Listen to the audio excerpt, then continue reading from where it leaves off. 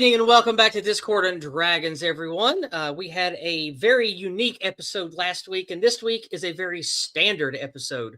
We have three of my best buddies here that are regular DD guests. We have my regular co-host, and we have a very regular Discord and Dragons stream lined up for you tonight.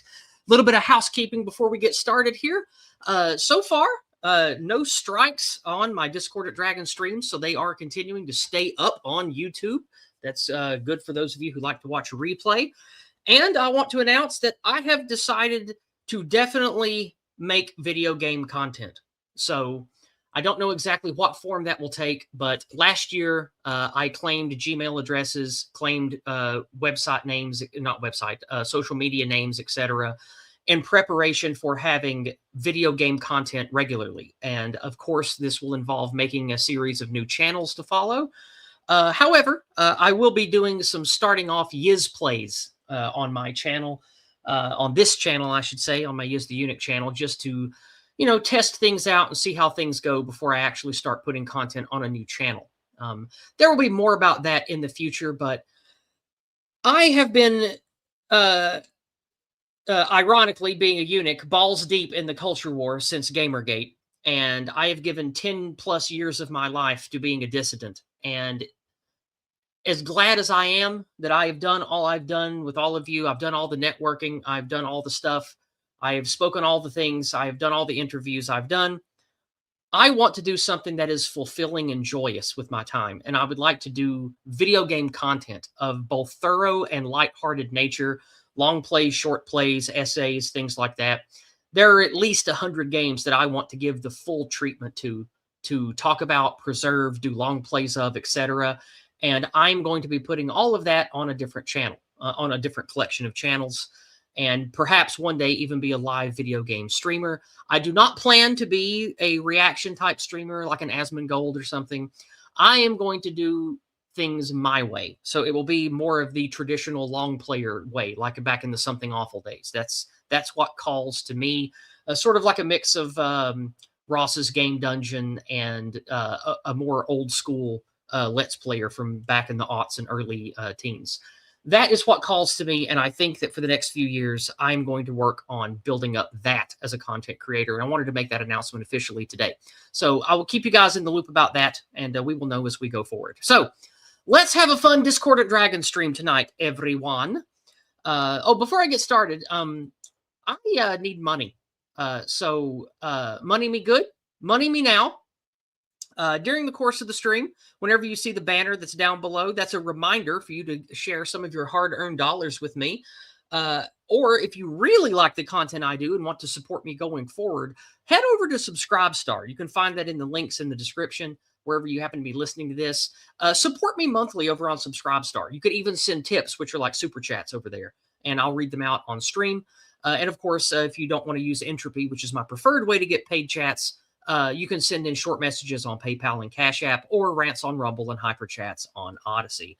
All right, let's go ahead and get things started with the featured guests tonight. There are two of them, Miss Aydin Paladin and Mr. Raging Mandrill. Welcome back, friends. Hello.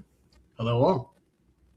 Glad for you two to be here. And speaking of being glad to be here, we have the one, the only, the when you need a warm body and anything else will do, Ardent Pardy. Hi, everybody. I'm just busting his chops. Ardent knows I love him. And of course, we have my regular co-host 3 of 12. Welcome back, sir. Yes, who is the small body when anything else will do. Right. You are tiny, and I do love that about you. All right. All right, let's see. Oh, we already have a good comment I'll go ahead and put up here. I don't know who Drakon Blade is, but that's a cool name. Draken the Ancient's one of my followers. Oh, excellent. Hell, nice to meet you. Draken the Ancient's Gates. The Ancient's Gates is actually one of the classic games I'll be covering on my channel. So it's cool that your name has Draken in it. But yeah, I do think that there need to be people in all the spaces. And I am not going to be a political game streamer.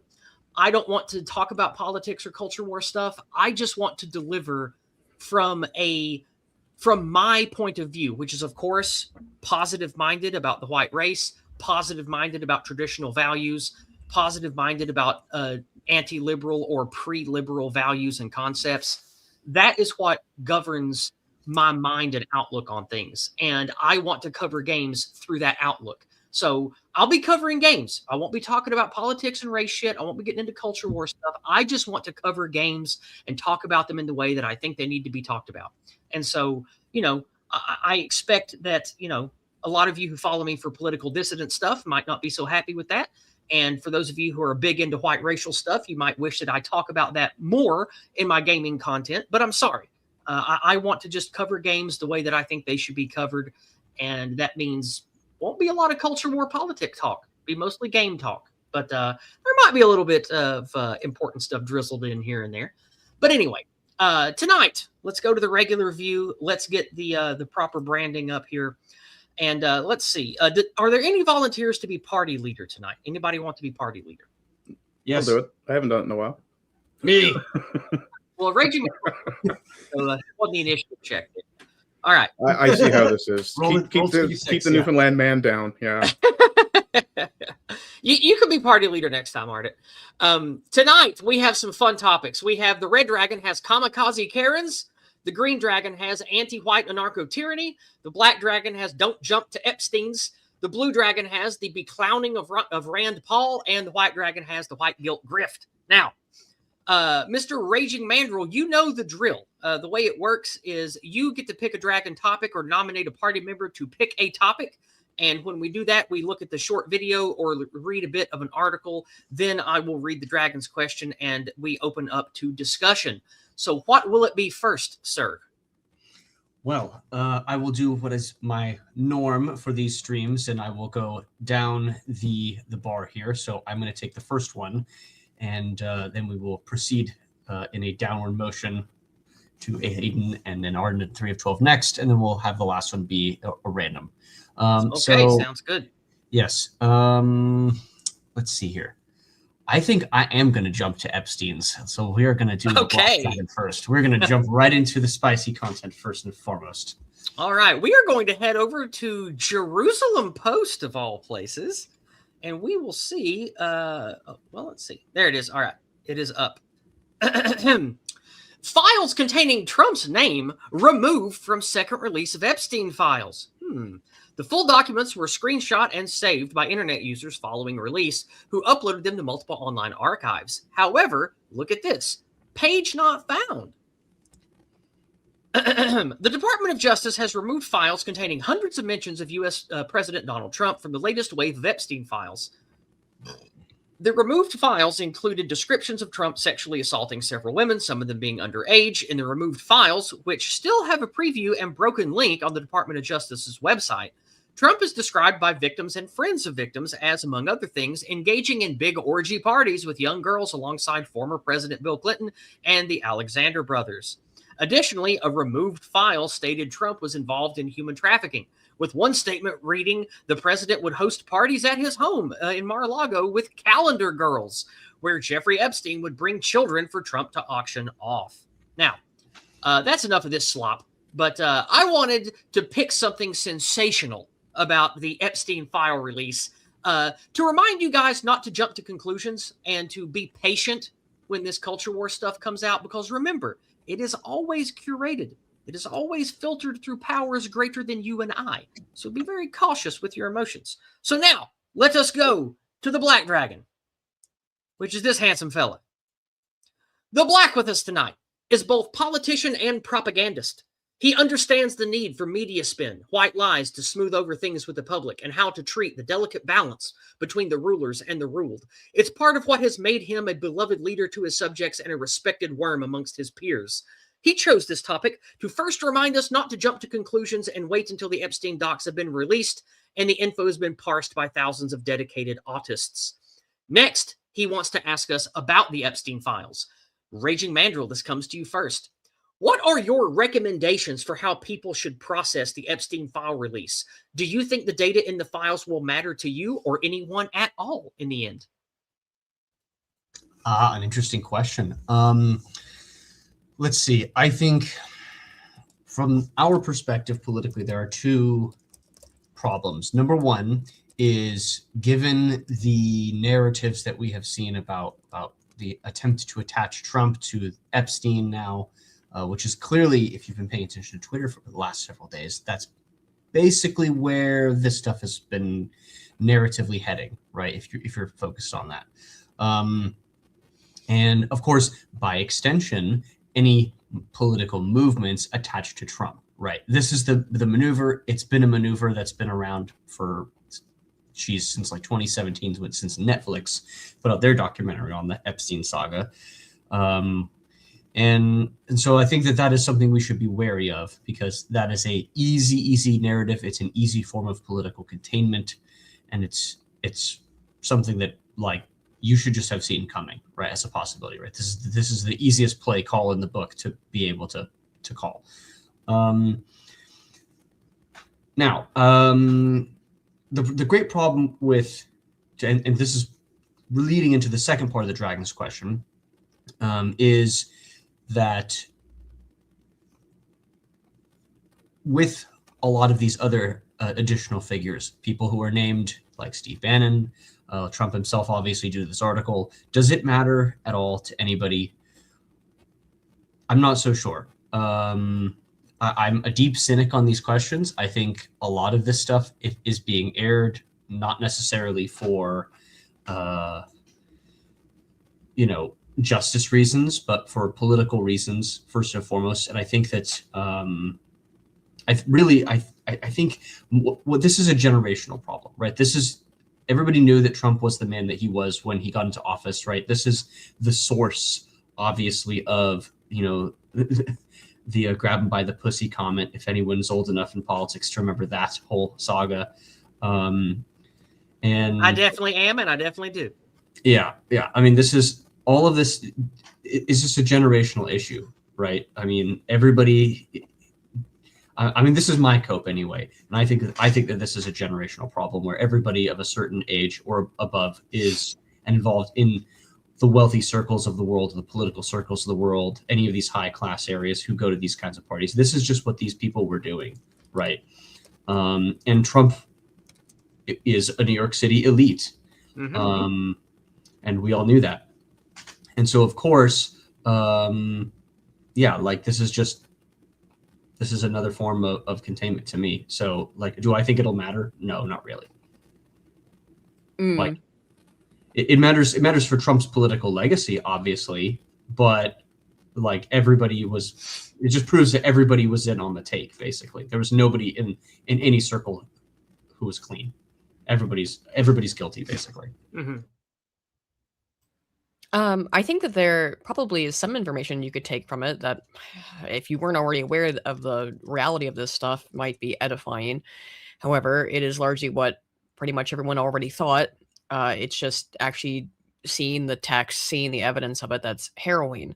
That being said, though, as a political event, one of the things about this that I found interesting is that the things that people are getting very focusing all of their attention on are things that largely don't matter. Things like Epstein's involvement with 4chan, or things that stuff with Prince Andrew that's already been totally litigated. It's all that kind of stuff, and not focusing on, again, the parts of it that are far, I think, creepier and disturbing, because it's all just culture war slop. And part of the reason that anti-Gamergate, yeah, sure, the anti-Gamergate, but who cares? Like, we're talking about all the people everyone at every level of power, confirmed to be involved in this, in some way or another, whether they knew about it or not, connected to this child sex ring, which, again, we've known for a while, but just the evidence being out there is stark. However, they also dropped it as a massive deluge, and I think that was on purpose. And that would include maybe why they had some documents they didn't really want to release, but with Trump's name on it, but it ended up getting out there. That to me seems tactical.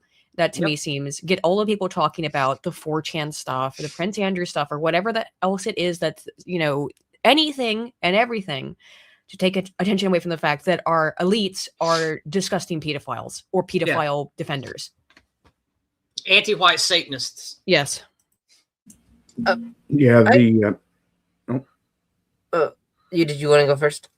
Yeah, I'll be quick. What was the organization that released the files? Was it the DOJ? Yeah. Yes. Okay, well that kind of tells you where the greatest opposition to Trump is. um, I mean, the way I look at it is treat every single thing the government shows you as suspect. Mm-hmm. Indeed. And I mean, this the came out on more Friday too, if I'm not mistaken. It's a weekend release, is always suspect. Yeah, that too. yeah, that's meant to be distracting too, for sure. One of the other things too, though, is I mean, other than what names happen to be in there, the data is relatively irrelevant. What we should be doing is demanding that either arrests or executions start occurring. Everything else is kind of pointless if I mean if Steady, you're Big simply O's. going to Steady, buddy. everything else is kind of pointless if they're not going to actually take some sort of action. Because I mean, who cares if it was Trump or Biden or the Clintons or the Epsteins or whoever the hell is behind the whole thing? What matters more than anything else to me is children were being targeted and heads need to roll because of that. That's my take on it. I have to actually disagree a little bit because I think details matter. I'm not disagreeing with you guys that it's definitely there's a degree of noise to it, but understanding what's been going on, I find that personally important. Yeah. Um, I think it's important too, but please continue before I share what I have to say.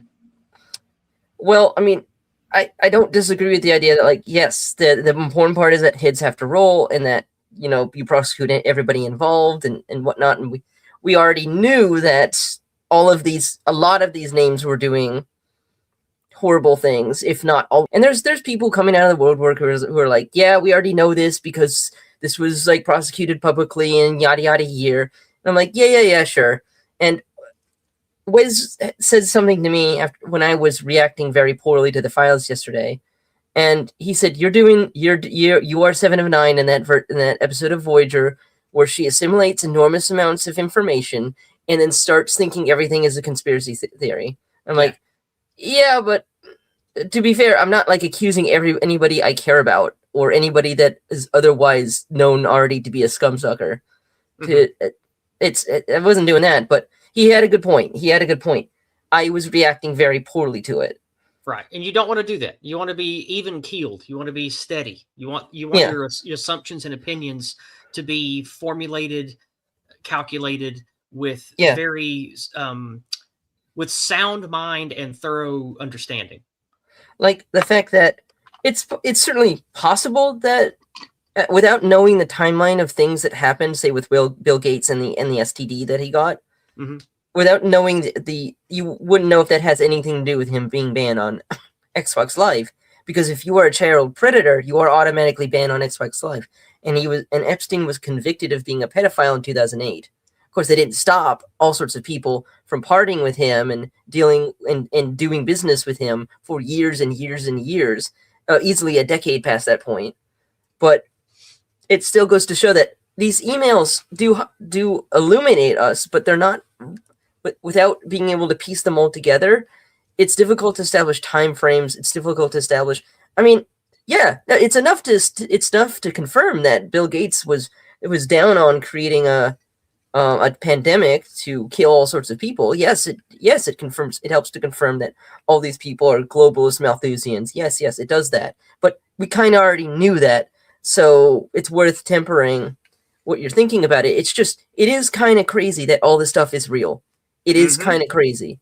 And if even a fraction of this stuff is exactly what we think it is, we're living in a nightmare world. I think we are. And yes, it also means that those of us who are a tad bit more radical about say, hey, man, we got to move past the standard version of the process and we need the insurrection version. We need arrests now and we need investigations as people are sitting in jail. I'm sorry, we just do. There's too much of it at this point. We really need to be more proactive.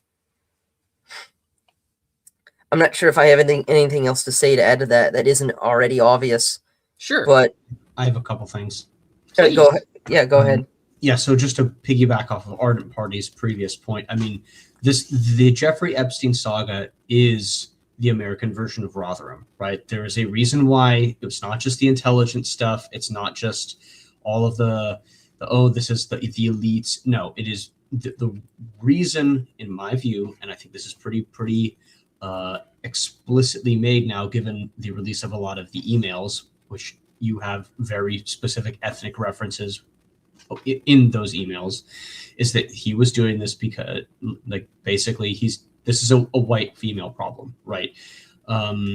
He is trafficking girls who are not members of his ethnic or racial cohort. That's basically what happened. And one of the tangential reasons of why this has not been prosecuted is because that's racist, right? The bubble of anti-Semitism, or the perception of that, is going to has prevented prosecution, and probably will continue to. Yeah, continue to. I mean, like, yeah, control after this stuff. Look for the mentions of the word goy, for example. It's absolutely littered with it. Yep.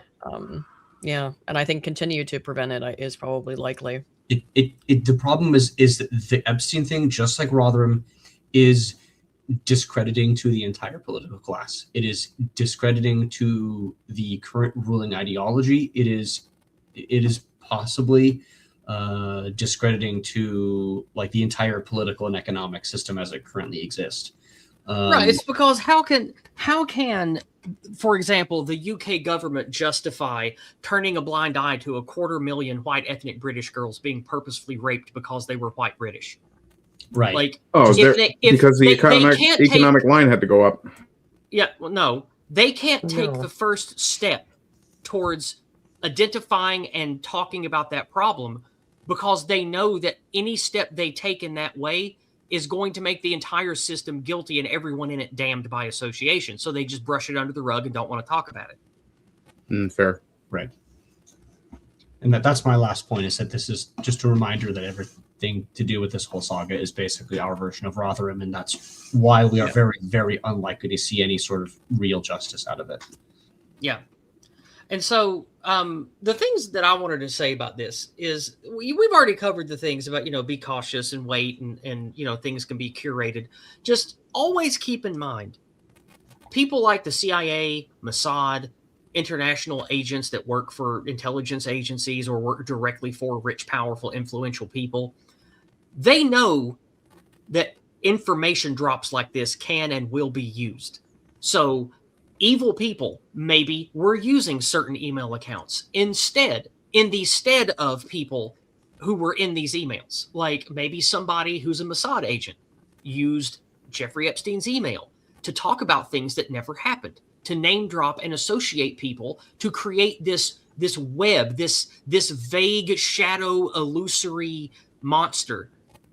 If just in case Epstein was ever busted and all of his material was overturned, just so a whole bunch of people's names and a bunch of synthesized, never happened events and connections are there, just for enough smoke to provide the scheme through which everyone in it who's actually guilty can dodge the effect. So where I'm going with that is, everything that we read and see about any of this stuff, no matter if it's about Rotherham and the anti-white rape gangs, whether it's about all this Epstein stuff, or who it's about, whether it's about, the sins of whatever group did this for Israel or this for ISIS or whatever, these things are curated and have to filter through manipulative, evil hands that don't like you and often hate you before we ever see any of it. Just remember that. That's one of the main things I've learned being in this game for 10 or 11 years, is these things are curated by someone, and that someone always hates you and never has the well-being of your people at heart. It's always party or religion or ethno-religious politicking or power mongering. These people are the ones that have their dirty little hands on all this info before it becomes public and available to us. So just never forget that. All right. That's my piece. Go ahead. One last thing. I think we should mention as well, because it is something that happened over the weekend, is the big O's. Thank you for mentioning this, big O's, is that Peter Mandelson resigned from government. He is I think, member of the House of Lords, if I'm not mistaken. Mm-hmm. And that's, kind of a residual position at this point. He's very late in his career. But when this stuff was happening, he's, of course, party to it. He was a member of, the UK government. He was high profile person for a very, very long time, but you don't get to be in the House of Lords without having a very long public career.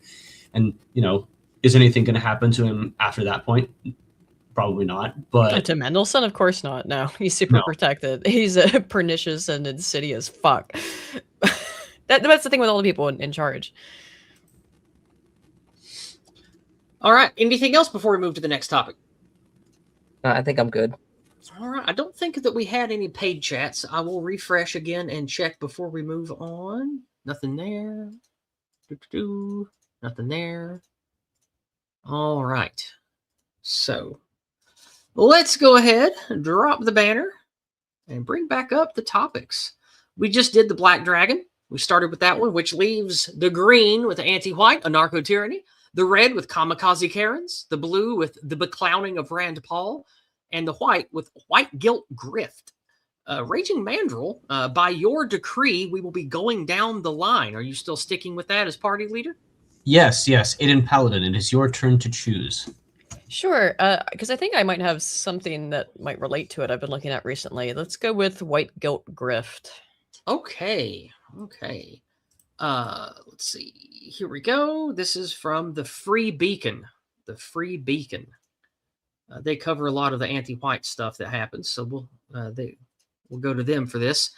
Mainstream media breathlessly covered an alleged hate crime in which white kids forced a black classmate to drink urine. Now, this happened back in the Summer of Floyd era, when the Black Lives Matter shit was all the rage. And we didn't speak about this particular case, but we did cover many of the anti-white hate hoaxes back during that time. And this was one of them.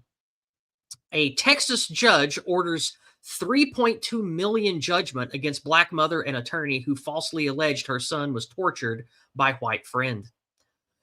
It was a story that received blanket media coverage back in March 2021. It alleged that white middle schoolers in Plano, Texas, tortured Sumerian Humphrey, their black classmate, forcing him to drink pee at a sleepover and shot him with BB guns.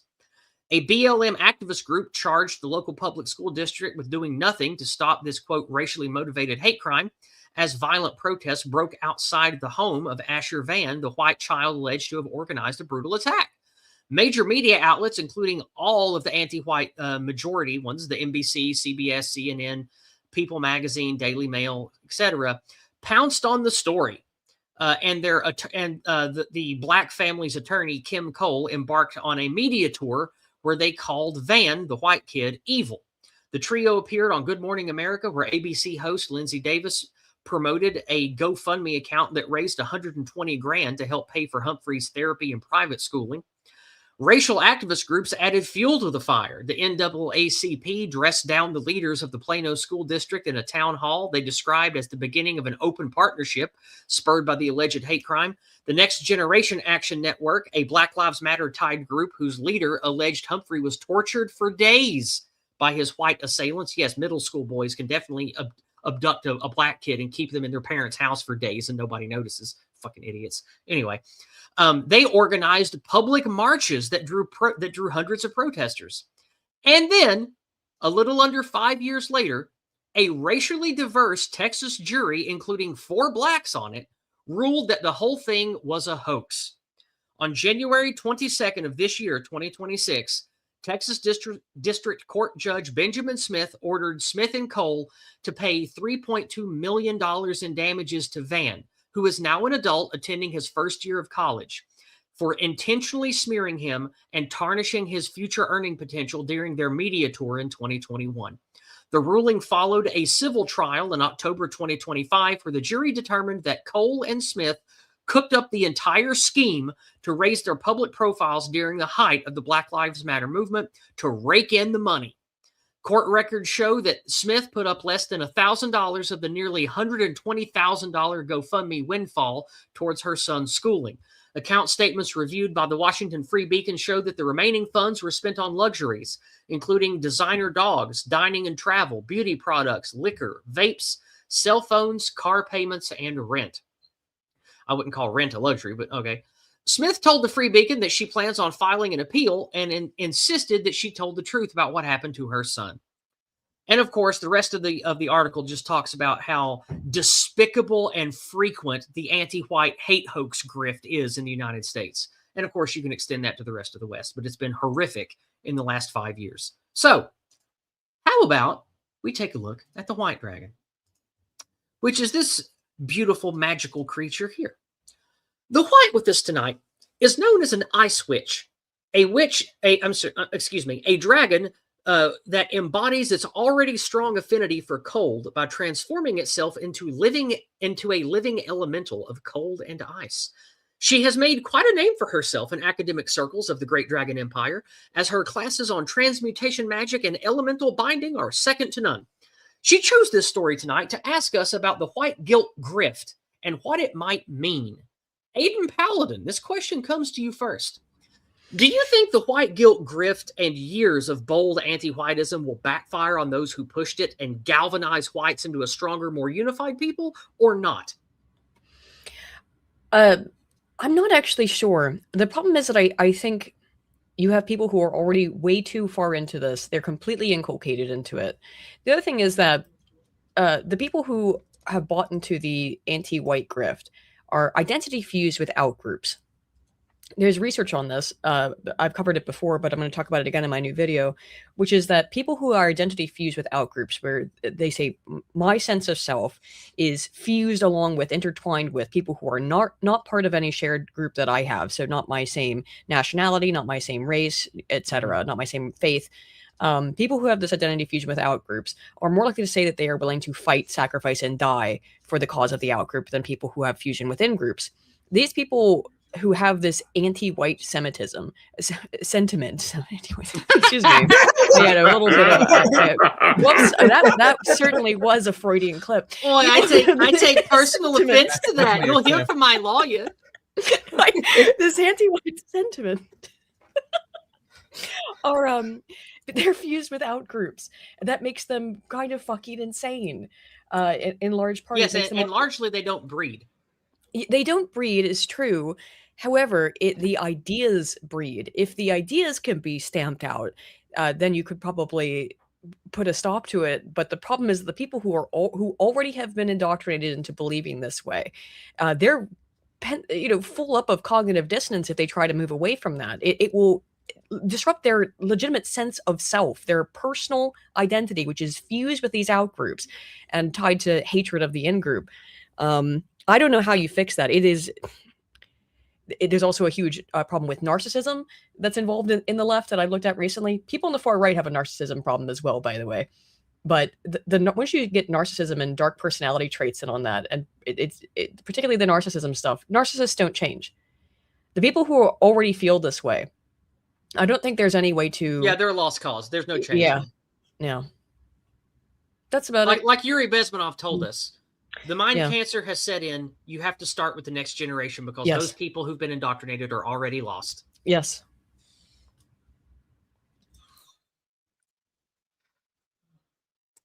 I have to admit, were you done?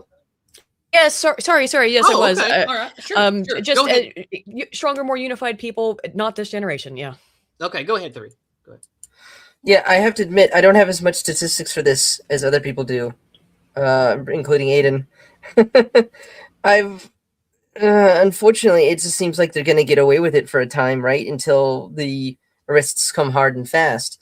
There's signs that we're getting indictments started. We've had arrests. They get out immediately on bond. That doesn't mean that people aren't going to end up in jail. Like Don Lemon comes to mind. Like he's going to court, and that's going to be a circus. The question is it going to be allowed to be a circus? Is it going to end in any real sentence for people like that? And I'm sorry, but the record is no, and it's gotten worse in the last year in particular. Maybe in the long term, the problem is these cases, once they're dismissed, that's it. Like that's kind of over with. They don't get revisited. There's too many other things to deal with. There's a lot of pressing things right now. So when these people get a slap on the wrist, they go out, they do something else that's violent, and then they're back in the system only to be released out again. So until unless Daddy Trump executes on the plan to bring back the asylum somehow and throws millions of people in there, and I mean millions, Tens of millions, probably. No, nothing's gonna change. I hate to be a black pill on this one, but it's just one of those things that basically it's just it's officially unsafe to just be outside in the city, not just in a city, but basically anywhere. You might get killed by someone and nothing happens. You have to stay strapped, and you have to use your rights, and you have to basically stay with people that you know you can trust, and be in communities that are not full of these people. It's really the only answer. We are in a dark time. You have to act accordingly. All right, let's hear from someone else. Well, as 3 mentioned, stay strapped. I did want to point out that while you're not allowed to explicitly carry an item in Canada for self-defense, you can, in fact, carry anything that can be pressed into a self-defense situation. Just don't tell the cops. You know, he's not wrong. I really don't think that if you go somewhere where you're not part of the majority or in a homogenous society, you really do need to keep your head on a swivel. And I'll just address the Dragon's question there now. Do I think the white guilt grift and years of bold anti-whiteism will backfire on those who pushed it? It backfires the minute any one of us notices. The problem is that when we notice, we don't always notice in the right direction. And a big problem is that not enough of us notice in the same direction.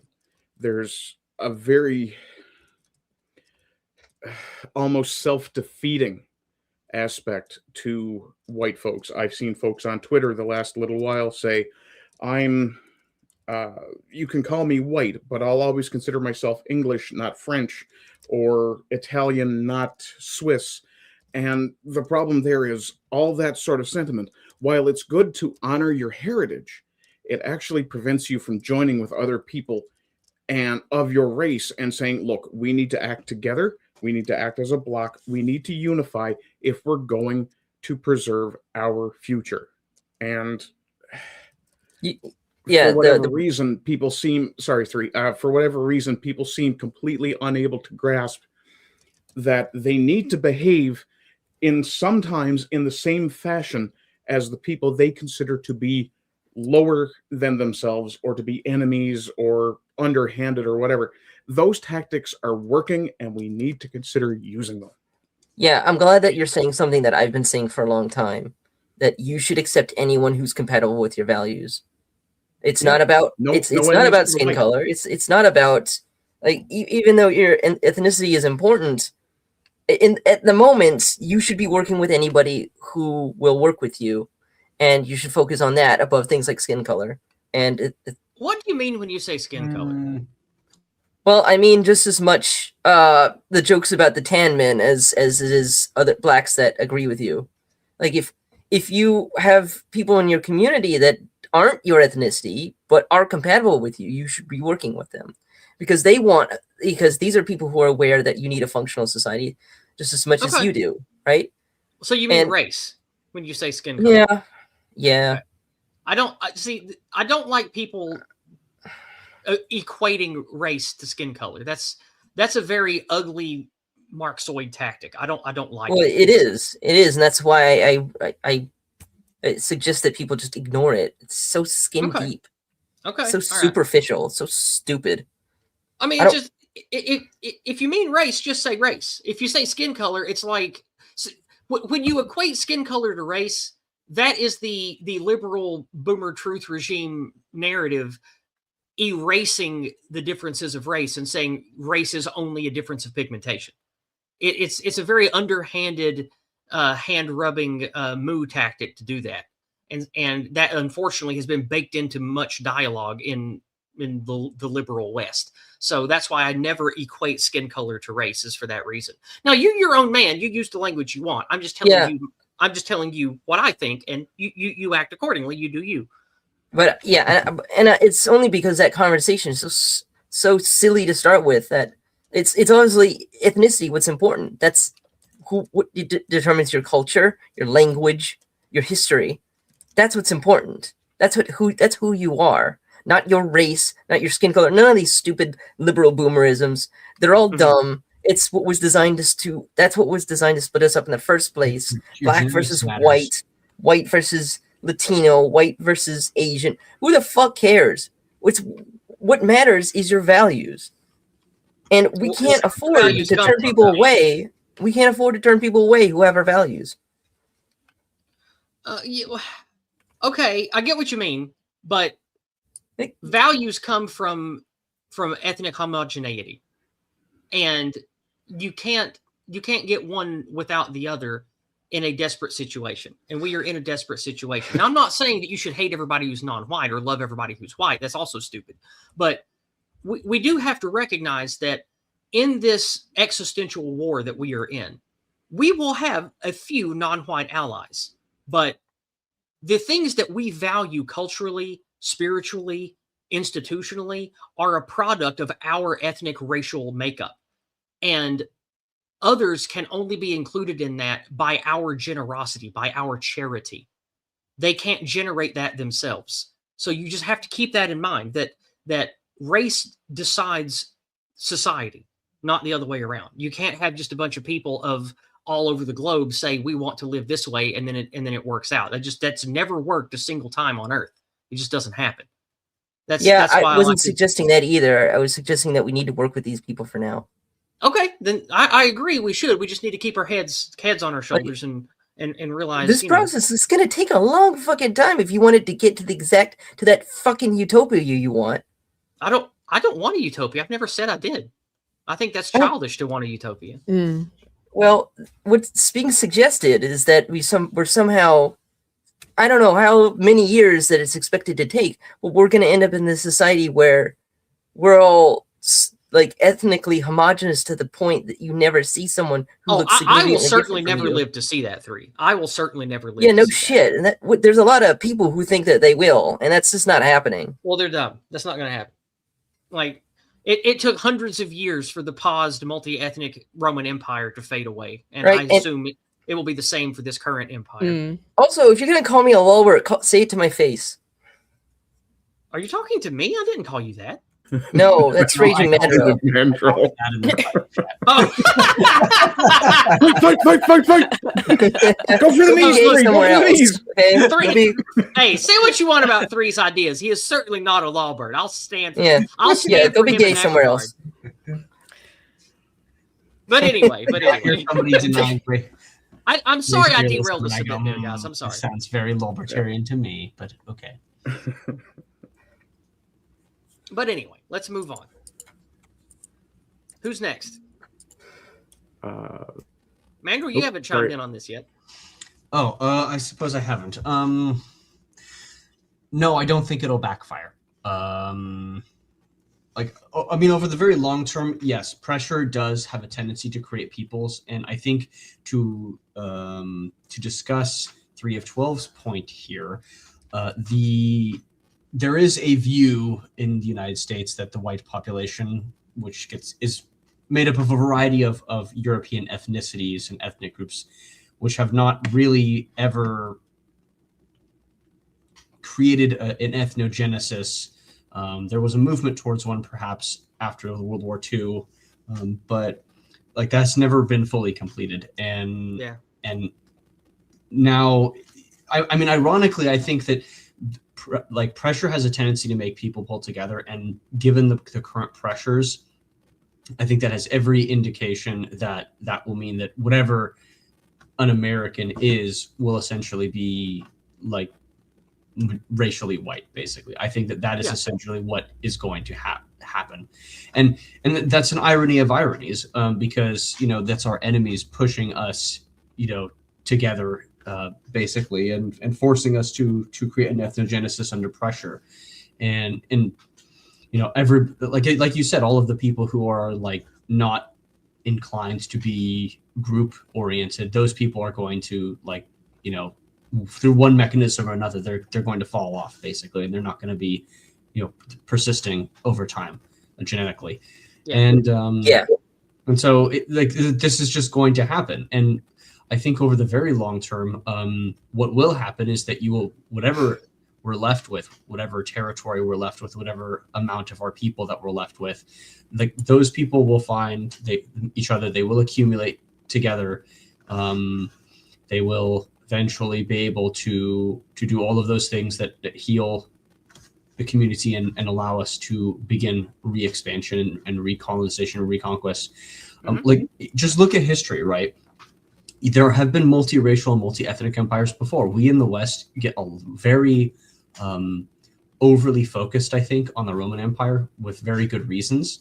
Like, if you look at, say, the empires of the Middle East, like the Sumerians or the Akkadians or anything like that, you know, you will see that, you know, oh, well, 1,000 years later, it's a slightly different ethnic group who was ruled over by the ethnic group that they were now ruling over, and all of this other stuff. And so it's not impossible. It's definitely not impossible. Yeah. Okay, very good. The thing that I have to say on this one is sort of echoing what most of you have said. This is going to be a generational thing. It's not something I will live to see the end of. Perhaps none of you here will. And it's important to keep in mind, I ask these questions to make you think and to make you hear what other people have to say on these critically important issues. Obviously, all this anti-white terror stuff, all this institutional anti-whiteism stuff was put into place by a bunch of evil Machiavellian scumbags, but they were of a much higher caliber than the ones carrying it out today. And this is why I think there is hope. All of this ugly, heavy-handed anti-white stuff, it is used in the most blatant, ugly of ways. It's not surgical. It's not brilliant. It's not what it was 80 and 100 years ago. And I think that with the ubiquity of social media, Wikipedia, and now AI tools for just helping you get all the information you need to know out of a book in seconds, I think there will be more and more regular and elite white people who are going to move beyond all of this. And it will be a very easy cultural touchstone to say, you remember all that shit that they used to say to us, all those lies? Boy, isn't that wrong? Because look, now that we white people got together here in this little town, or now that we are, you know, we have our white only university, or our, you know, for the ethnic British only society or whatever, look how great things are. Look how we actually have surplus. Look how our children can live safe lives again. Boy, we're never going to make that stupid anti-white liberal communist mistake again. And we're going to teach our children about that. And hopefully they'll never make that mistake again. I think that just like how many people in Eastern Europe lived through Stalinism and other types of horrible oppressive communism, like East Germans especially, I think that the rest of the West, especially the United States and Britain, are experiencing that now. And the people who grow up through this and go into the future are going to know our quote-unquote communism that we had to live through. And I think that will make them more based and less likely to fall prey to this garbage in the future. That's what I think. But then again, I don't know. Maybe that's just because I've talked to a lot of East Europeans. I don't know. But regardless, that's what I have to say on it. I have one last thing to say, and this is my message of hope on this issue. I mean, everybody gets down about the birth rates and how over the past, you know, several years of the Biden admin, we're now under 50% total live births for you know, white non-Hispanic population. Well, actually, that is not true anymore as of 2025. So over this past year, basically, white birth rates have increased 0.5% almost, apparently, and they have gone above 50% again. So it's not impossible. Like, these things can be reversed. It's just a question of getting the actual policy put into place. That's it. All right. Any closing thoughts from anybody, or shall we just move on? All right. Moving on then. We do have a lovely paid chat from an excellent financial supporter over on, just a second, I accidentally hit the wrong button. I messed it up. Over on Rumble from Captain Corgi for $40 US. Thank you very much, Captain Corgi. It's very generous. I appreciate that. He says, shekels for ye. Well, thank you very much, Mr. Captain Corgi. I very much appreciate that. All right, and that is it. So let's go ahead and drop the banner and move back to the topics. I love this white dragon art, this elemental crystal dragon. It's gorgeous. So I'm glad I got to bring her out again. All right, going back to the dragons, we have Kamikaze Karens from the red, the Beclowning of Rand Paul from the blue, and Anti-White Anarcho-Tyranny from the green. Now, Raging Mandrill, shall we continue going down the list? Yes. Ardent Party, it is your turn to choose. Excellent. I will take Anti-White Anarcho-Tyranny because I'm basically living through it. Yes, you are. This, we're going to look at a pair of articles. Excuse me. So we will start with, let's see. Don't be Canada, don't be Canada, don't be Canada. Just a second here. My links have to refresh for some reason. Okay, we're doing Archive M3 and R2. All right, that's these two. All right, here we go. Starting over on Breitbart then. There we go. Sometimes the archive side I use is a little slow. All right, this is from Breitbart. Boston Mayor Wu claims every single human on Earth has a legal right to come to the United States. This is actually old, but it came out more again recently. I think we covered this a couple years ago when she said that. Democrat Mayor Michelle Wu of Boston, Massachusetts is going viral for saying every human on Earth has the legal right to come to the USA. Wu's comments have resurfaced and are once again gaining thousands of comments from outraged Americans. In a video clip from an interview in March, March of last year, Wu is seen saying every single human being has the legal right to come to the United States and seek shelter.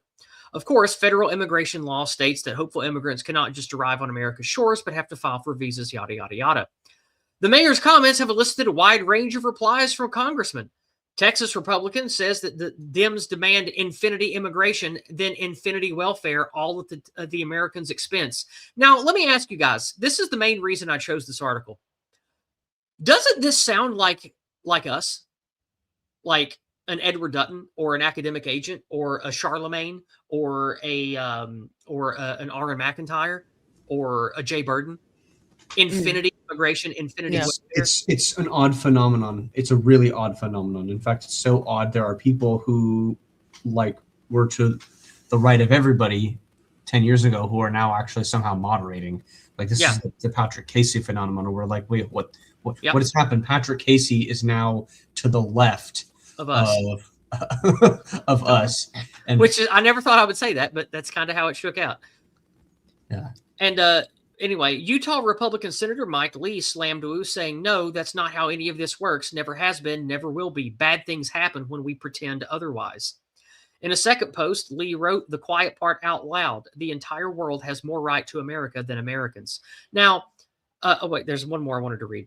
Michelle Wu is the same Boston mayor who sponsored a no whites Christmas party in City Hall when she took office in 2023. I'm pretty sure this is what we covered on Discordant Dragons. I'm pretty sure I remember us that sounds covering familiar. this. Yeah. I think we covered this, yeah. Now, the other thing I wanted to look at here for the sake of the dragon with the anti-white anarcho-tyranny is this from the Daily Caller. California mayoral candidate rallies gang leaders to end federal law enforcement in Long Beach. Jason Kuna, the no white guilt guy, covered this last night too. Democrat Long Beach, California mayoral candidate Rogelio Martinez invited 55 gang leaders to join him Monday, peacefully protesting against ICE in a video that he posted Friday. Martinez is one of 5 declared candidates for the November 2026 election to lead the city of about 450,000, having completed his candidate intention statement late 2025. He originally posted the more than 2-minute long video message to Instagram declaring Long Beach needs to be ICE-free. He also expects to see 55 gang leaders in front of City Hall this Monday. He said, quote, "My name is Rogelio Martinez. I am calling all 55 gangs in my beautiful city. I expect a gang leader from every gang. I'm not going to name them, but I'm calling the Latino gangs, the Cambodian gangs, the Filipino gangs, the Black gangs, the Pacific Islander gangs. I'm calling them all to meet me right here in Long Beach at City Hall." Well, what the fuck about that? All right, let's go to the act. Yeah, I have a meme about that later. Let's go to the green dragon. The green with us tonight is an elder worm, a noble regent who reigns over a vast interconnected series of kingdoms representing fey creatures and forest-dwelling humans. One of the most important truths to embrace as a ruler is to recognize different kinds of creatures, create different kinds of cultures.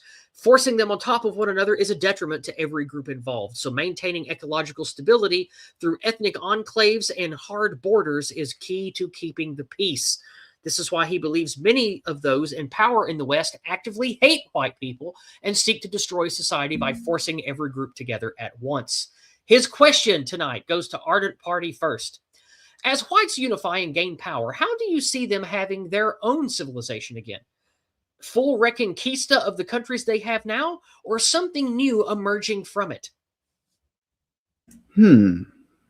That's actually a really, really good question, and I'm going to have a lot of fun answering that.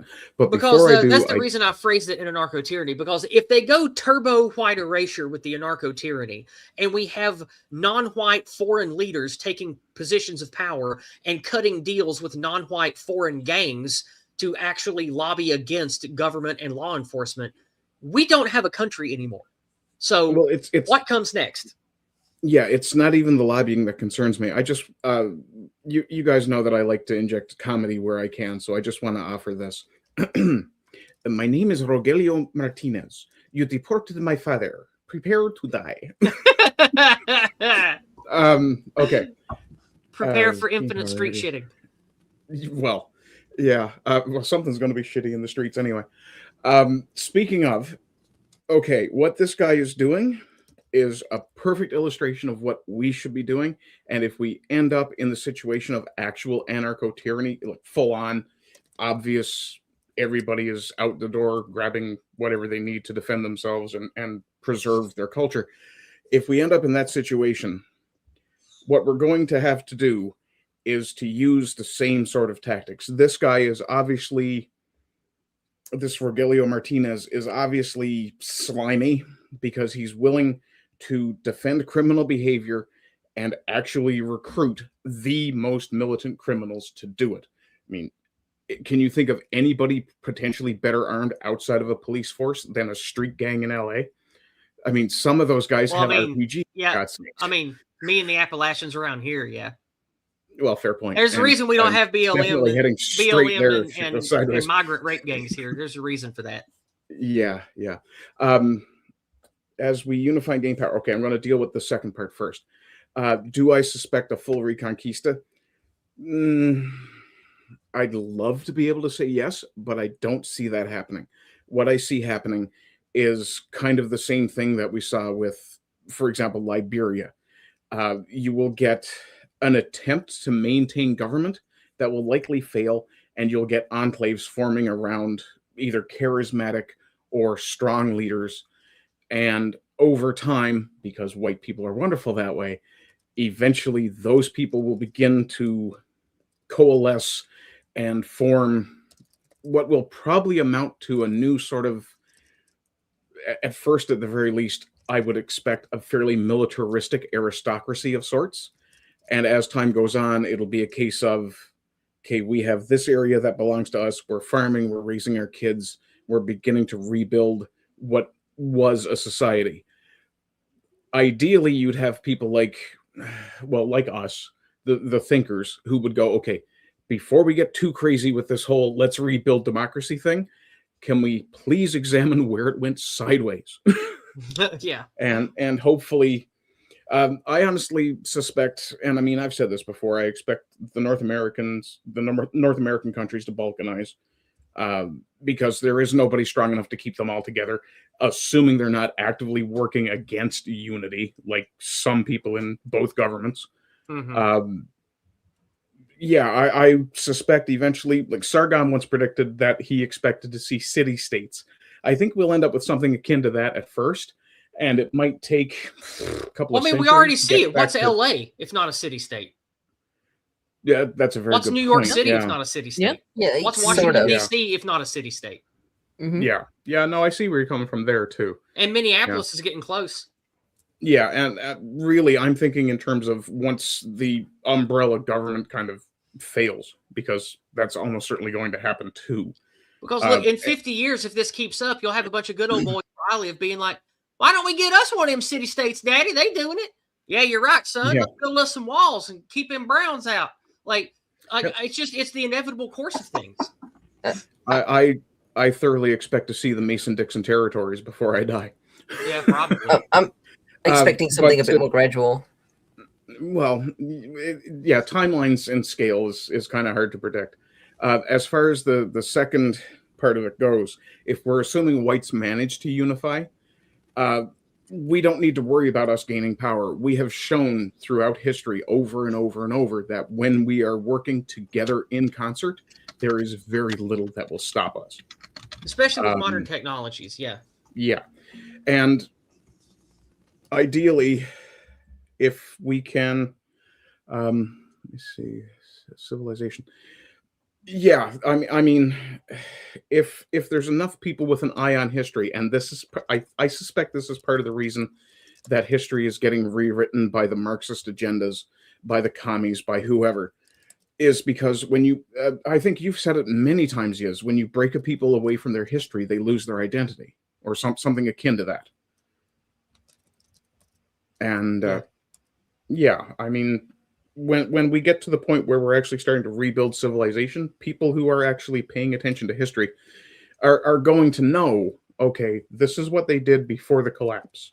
This is what we need to do to prevent that from happening. So let's hope so. In any case, I think I rambled a bit there at the end. Sorry. Yeah, I'm done. Someone who's been paying attention to this sort of thing and how it's been moving along, you're going to see that the most mild version of it that's already happening is the greater blank state movements, where counties who don't want to pay taxes towards these city states that are essentially acting as like the lords on the serfdom, they're basically they're going through the legal channels, the political solution for dropping their association with one state and moving to another one.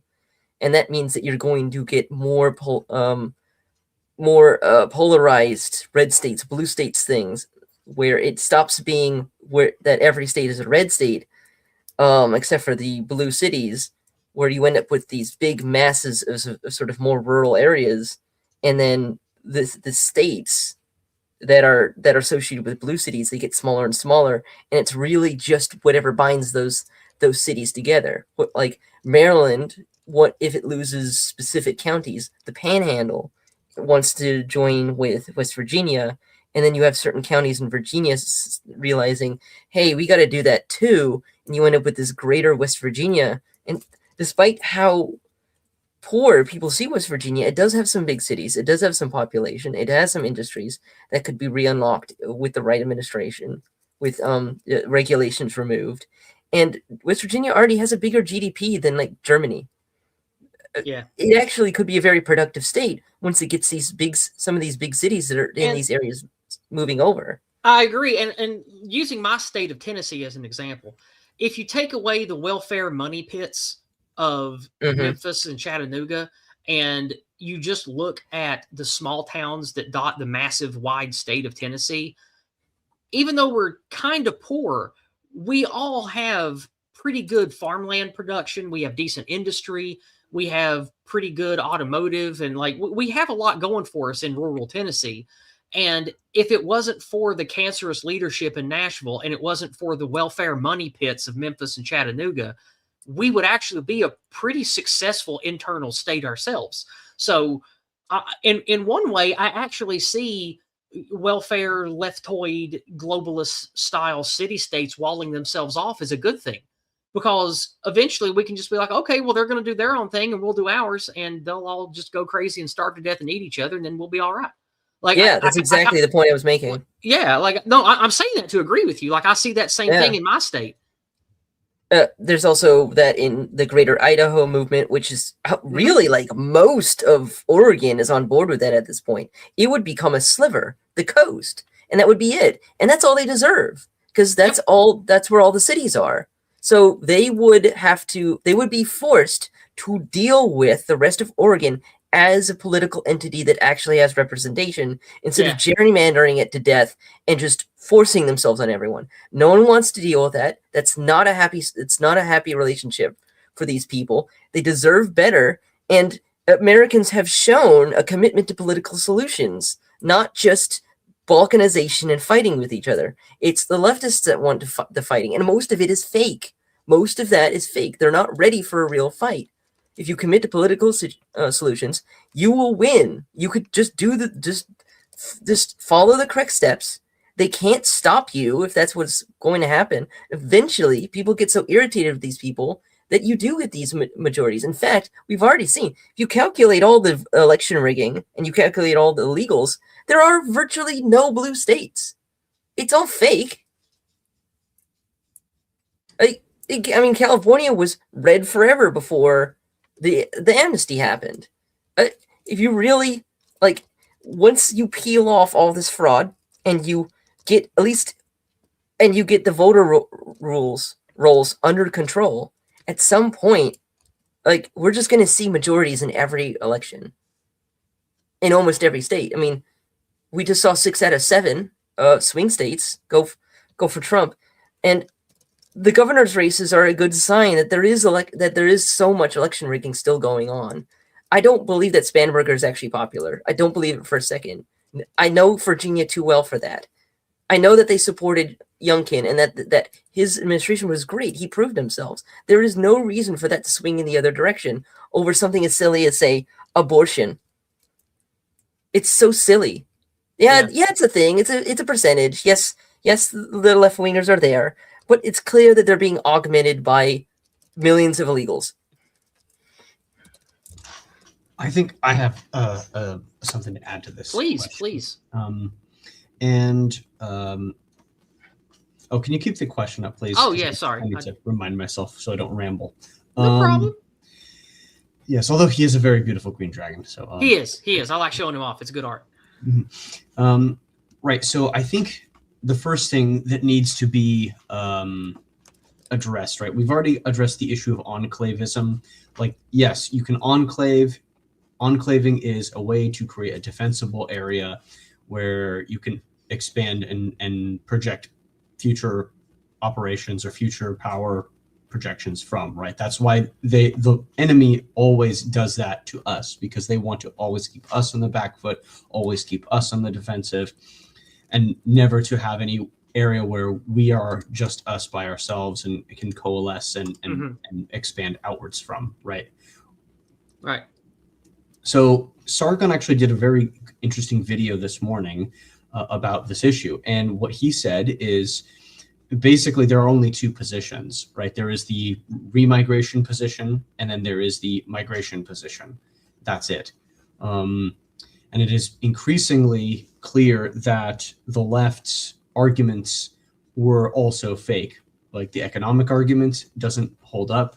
The welfare argument, in other words, we need to bring in the migrants to work the jobs and create enough GDP to keep welfare state running, like, that also doesn't hold up. Yeah, that's just demonstrably false with math. You can just show how that's a lie. Right. All of these arguments don't hold up, so it's become nothing more than a religious position, basically. Yes. On their part. And once you realize this is not an emotional position, it's an emotional position, not a rational position, then you can understand exactly what has to be done. Now, all of the other guests have had great points so far on this issue. I think the number one issue that hasn't been addressed is the issue of state power and state sovereignty as it pertains to the federal government level.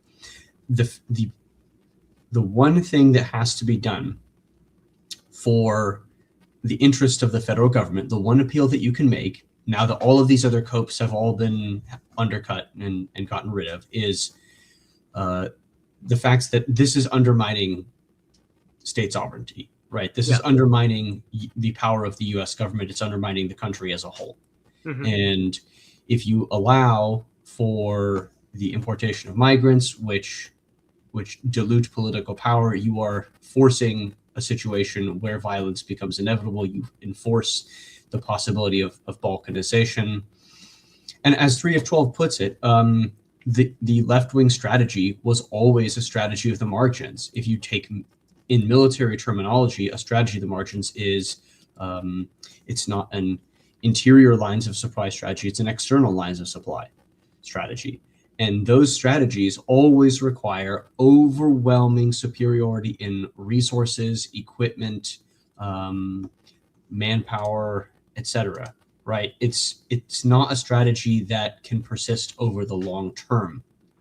And we know it's very vulnerable. It's a brittle strategy to undertake. So it is absolutely possible to recover much, if not most, if not all of what we've lost. I'm a huge optimist over the very, very long term. I'm just extremely pessimistic about the short term. That's all. Yeah, so. I'm there with you. I think it will be pain and destruction in the short term, but I feel like not just because I believe, but because of what I have seen and know of history, I think that we will come out of this and pass through the long, hard winter and be better for it.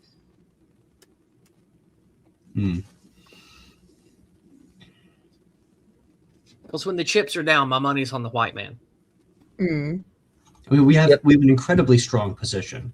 The interior of our country is still largely ours. I mean, obviously, with the exception of Minnesota and the DFW area, among others, and Chicago, among others. But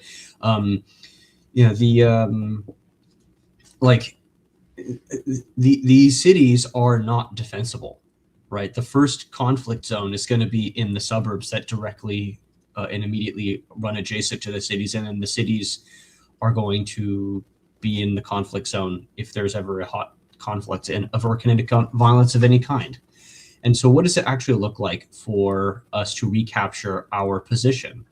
Well, what it looks like is step by step, city block by city block, apartment building by apartment building, is that the people who don't belong here, those people will be forced out because they're illegal aliens. They have no right to be in our country. And then those places are going to be occupied by our people. And that's what victory looks like. And it's a step-by-step process. And that means you're going to have neighborhoods and apartment blocks and local firms and that sort of thing. Every one of these spaces, which we previously thought was not ours, is able to be recaptured step by step, one by one. Yeah. And like I say a lot on this channel, it's important to let people, I'm not saying get yourself in trouble. Like don't walk into Harlem and shout the N-word. But when you live in an area, to make it yours, you have to be vocal, and your body language and your choices have to reflect this. For example, I don't give money to Mexican restaurants run by Mexicans around here anymore. There is a little vape shop that just went up about 1.5 years ago, ran by an Indian. Every few weeks, I make it a point to walk into his place of business and tell him he's not welcome here, and I hope his business fails and he goes back to India, and then I leave. Damn. We have to police our communities, and we have to be bold in the face of the enemies in this war. And unfortunately, that means we're going to have to be rude to people who don't deserve it. Because a lot of these people who come here, they're just fucking low IQ idiots that want a better life because they're tired of the shithole country they come from. They don't, quote unquote, deserve us to be rude to them, but that doesn't matter anymore. What matters is our well-being, our survival, and our dominance in our lands. And so you have to speak that way and live that way, but speak that way and live that way out of love and passion, not out of petty ugliness for hatred of the outsider. You have to love your community, your family, your people, and you have to let that love manifest in the necessary pushback culturally against the people who shouldn't be here. And so taking over these city blocks and suburbs and schools and businesses and stuff, you have to find who is like you in mindset and then work with that person. And then the two of you will find another. And you three will find a fourth, and those four will find a fifth. And then you have communal strength to start getting shit done and pushing the outsiders out. This doesn't have to end in bloodshed and people killing each other in the streets. That's a terrible scenario that I think we can still avoid. Yeah. If we do these things, and if we band together culturally and socially out of love for our people and a desire for a better future for our kind. It doesn't have to. We don't need to band together like the retard Jew hater basement dwellers that follow Fuentes. Like those people, they don't matter. Well, they're all. I'm talking about real people that have jobs and families and children that are invested in communities and want their city or their town to be for them like it's supposed to be. You have to tell the foreigner no with your wallet, with your body language, with your association, and it helps if you do so with your words. You can be like, this looks like a nice restaurant, but I've decided not to eat here, and I'm going to tell my whole church not to eat here because it's foreign owned and you're all foreigners. I'm sure you are all nice people, but I really wish you'd go back to Mexico. So please consider doing that. And then leave the restaurant without spending a dime. Let them know why you're not spending a dime. Tell them with love and conviction why you're not spending money at their place and that you want them to go back home. Do that. The more you do that and the more of us band together in that spirit, the more we can reclaim and the better future we'll have. Yeah, that's more or less what I wanted to say. I didn't answer before, but it's just go ahead. I'm sorry. Go ahead. No, you led into exactly what my thoughts there were as well regarding this discussion about it, which is that I do think there's a tendency to think about things as like civil war or armed conflict or a violence, and that it very well may come to that in some capacity. However, one, yes, local community building is an important part of it. And two, as has been revealed through all this stuff in Minnesota, just as one example that's been in the headlines, of course, is that these people being in these Western countries in the first place is propped up and paid for by our governments. And governments can be temporary. I mean, I think you might have to change a lot of things. But there are things you can do on your own. Yeah, not patronizing local places that hire or are owned by foreigners. The reality is, you turn the spigot off, or if things get if things get a little bit too hot, a little bit less comfortable, many of them will self-deport because they are here. They're economic migrants for the most part. They are here for gibs. If you shut the spigot off, a lot of them now you're gonna have to deport some of them, by force, no matter what. But a lot of them will leave non-violently because the whole thing is just set up to give them free shit. Yes, they're getting fucking free cell phones and Wi-Fi and shit. I mean, it's all of this stuff is easily reversible if the incentives are correct. And I think I'll make a prediction here on the issue of conflict. I think the 2028 election is going to be pretty telling. I think if we get somebody in who is willing to continue the process and to institute remigration, I think we'll be on the good timeline. Regardless of whether that's Vance or somebody else, it doesn't matter. But as somebody who's willing to continue with this project, or at least willing to have the United States and go down and do what has to be done, and reinstitute justice, basically. If we don't, then obviously that's going to be the kinetic timeline, more likely than not. But anyway. All right. Anything else on the topic, or shall we move on? All right, let's move on then. Okay. That was the green dragon. Oops. I didn't mean to turn that off. I clicked the wrong thing. Let's go back to the topics. All right. That was anti-white anarcho-tyranny. That leaves two things: kamikaze Karens and the beclowning of Rand Paul. 3 of 12 is up next in the order if Raging Mandrill decrees. Yes. I have a feeling I know which one he's going to choose, but yes, 3 of 12, it is your choice. Actually, I want to go with kamikaze Karens. I think that's funny. That's what I thought. That's what I thought he would choose. That's the sort of thing a libertarian would say. Well, I am a Randian. All right. Let's go. All right, red dragon. There it is. All right.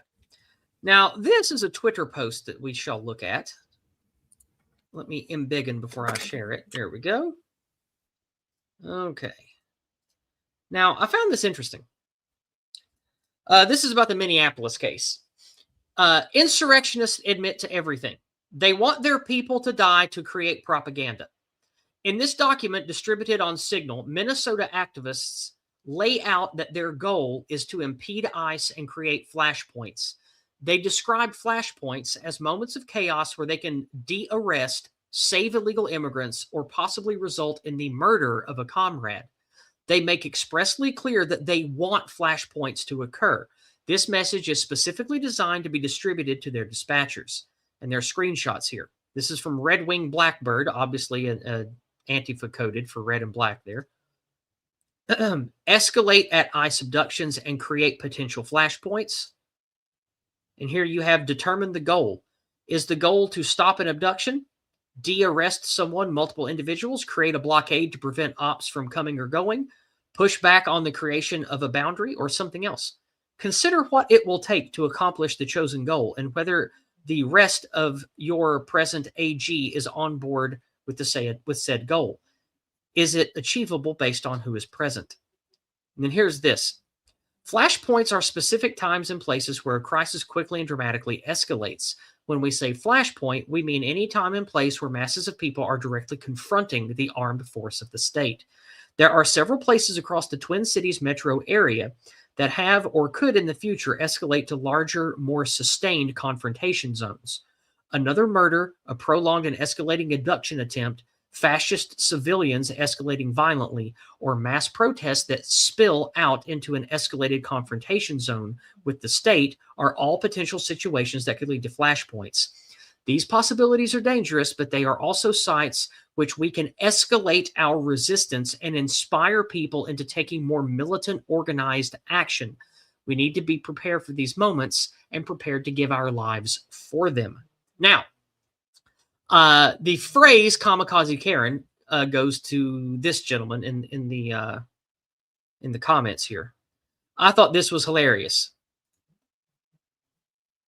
This is, of course, too long to put in the meme section, but I thought this was hilarious, so I called the dragon this tonight.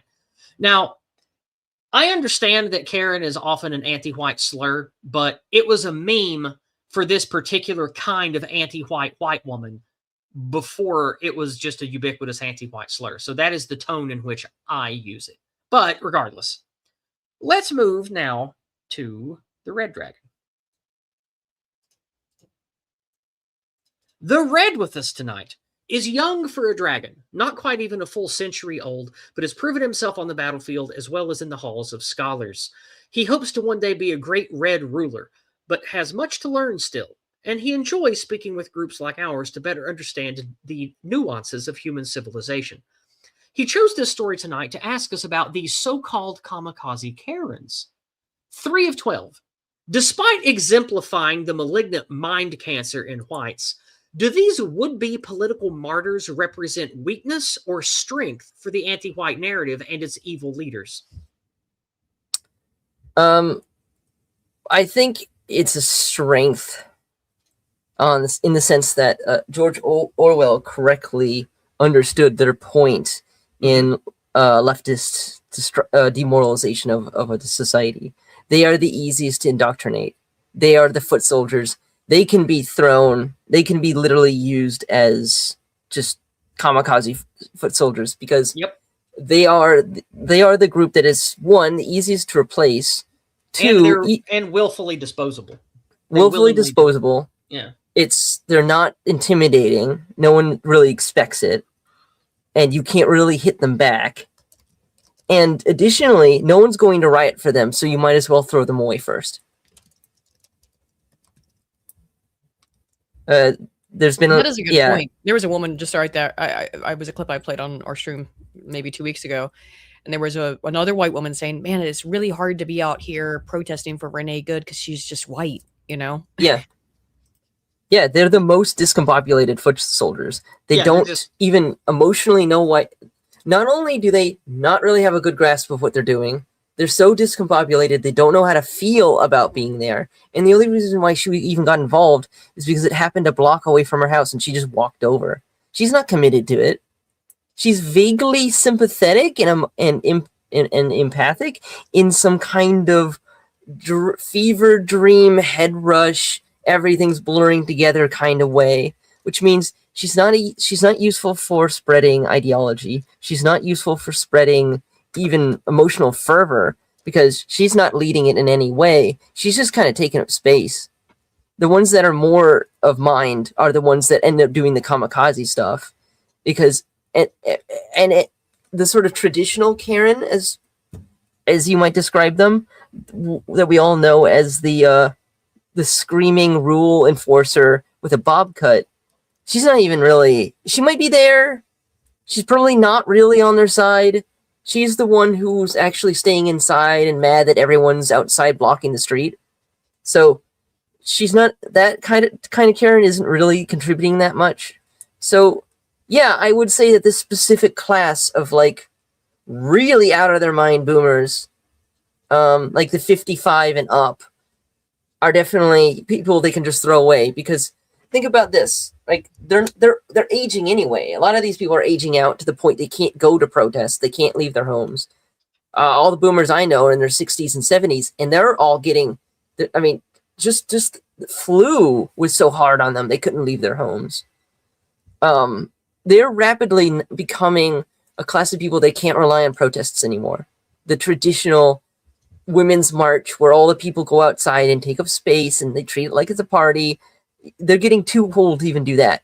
Yeah. So they're grabbing the one. I think that they're starting to get the idea that, yeah, we need to take the ones that need a bit more money in their pocket. We'll pay them. We'll give them the stupid monopoly money that's worth nothing anyway at this point. And then have them drive all over the place and lie to them about what police officers can do. And then have them suicide by cop. And we might just get lucky after this happens enough times. And we end up with a winter of love. I think overall, if you describe all of that stuff together, they are an enormous strength for the left and for the globalists in general. They're great for that. And the problem is, I've tried to reset them back to factory settings, and unless you're Chad Thundercock, it ain't happening. It really isn't. They're probably the strongest part of their base because, I mean, like other races. Other ethnicities, they give up as soon as they get what they want. And a lot of them are already sitting pretty because they don't have to play. They are allowed to play in group preference. They're allowed to have their businesses. And then there's the illegals and the fraudsters that get tons of money. I mean, the Somalis are sitting pretty. They don't need to riot for anybody. The blacks that are in on it don't have to riot. They don't. This is. The writing part is almost overwhelmingly people paid to do it. It's not organic at all. Yeah. It's funny. As soon as all these faucets get turned off, they disappear. It all goes away. Yeah. It all goes away. And that's an important point. Yeah.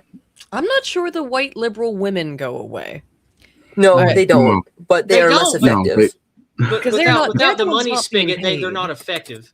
Well, they're just not on the clock. That's all. They're certainly less effective. I think it's dangerous also to overestimate how much all of them are being paid, because there is that white liberal female element. Those people will go do it on their own. Yeah, I don't disagree. Yeah. But the difference is when they were just going on their own, they were just basically, let's have fun, let's talk, let's laugh. Yeah, it's a party. No, this is serious. They mostly just shout and wave signs and like henpeck at people that they know, without malicious organized money. With the anti-white power structure, they're not really an effective counterforce for what's coming. And they get the white guilt the worst. So they're really ineffective without that, because remember, the Women's March literally voted itself out of existence because they're all white women. Yeah. I thought that we didn't we cover that like 4 years ago? We did. Yeah, I think we did. I was at the Women's March in DC because I had to go to work that day. I had to walk all the way to 14th Street and then go all the way back because they put fences up between. They put on the National Mall, so I couldn't cross to get to my job. It took me like 2 hours to get into work, I think, alone. And then there were so many people trying to use the bathroom that the women started using the men's room, and they trashed the place. Shocker. Yeah. Speaking about the paid folks, I have a video I think for tomorrow on my show that it's basically somebody is videoing the end of a protest. Basically, 5 p.m. hits, the dinner bell rings, and these people are done for the day, kind of thing. They just start. Can confirm. Everything. Yeah, that's when I get off work. Everything into trucks and stuff. Yeah. They left the mall a mess. There's just garbage everywhere. Have you ever seen the end result of a climate change protest? Oh yes. Yeah. I've also Yeah. seen the Million Man March. Oh yeah. I saw that. That's the weirdest of them all, because there's all these paramilitary groups that are just like standing at attention around the mall as if they're gonna do something, or as if they need to defend themselves from someone. And it's like, Oh, yeah, yeah. you'll do nothing. Fuck you. Can I get the question back? I was Oh, yeah, occupied sure. for a few seconds Sure, there. no problem. Despite exemplifying the malignant mind cancer in whites, do these would-be political martyrs represent weakness or strength for the anti-white narrative and its evil leaders? Assuming that we're using the anti-white version of Karen, where it describes a white liberal woman who is very shrill, these people cannot possibly be considered a strength. At best, they're some form of moving obstacle to slow down other people.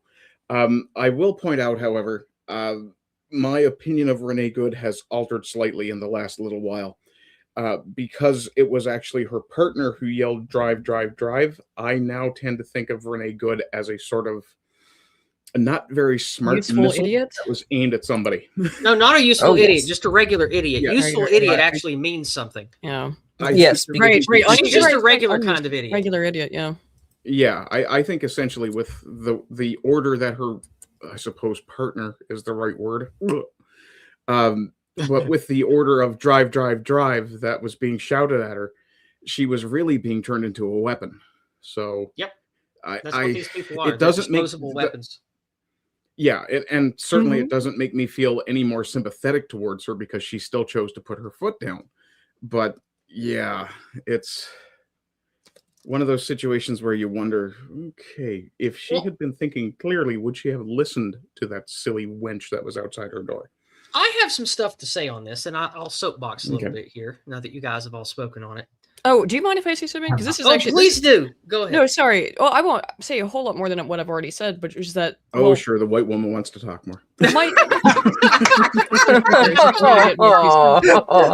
to be fair, Hey, she's not a kamikaze Karen. She is an erudite Aydin. Thank you very much. oh, thank She you. is an absolutely based bitch, and I will not hear anything negative said about her. I also just wrote a video about this exact topic, so that was a lot of the research I was talking about earlier comes from it as well. In terms of whether or not they're a boon or a bane, the thing about white women though is that it's the tears stuff, right? White woman dies. Normally, it does cause more outrage, but people have been so desensitized to white women dying by the same, leftist anti-white framework that is currently they're trying to use to, exacerbate the empathetic push for someone like Renee Good, that they've kind of worn it out. People have become very tired of white women's tears. There have been whole campaigns against white women's tears. At one point, I think that the quote unquote empathy, and it's not empathy, it's not even suicidal empathy, although it can end up that way. I have some objections to the term. It's egotistical, narcissistic, sadistic empathy.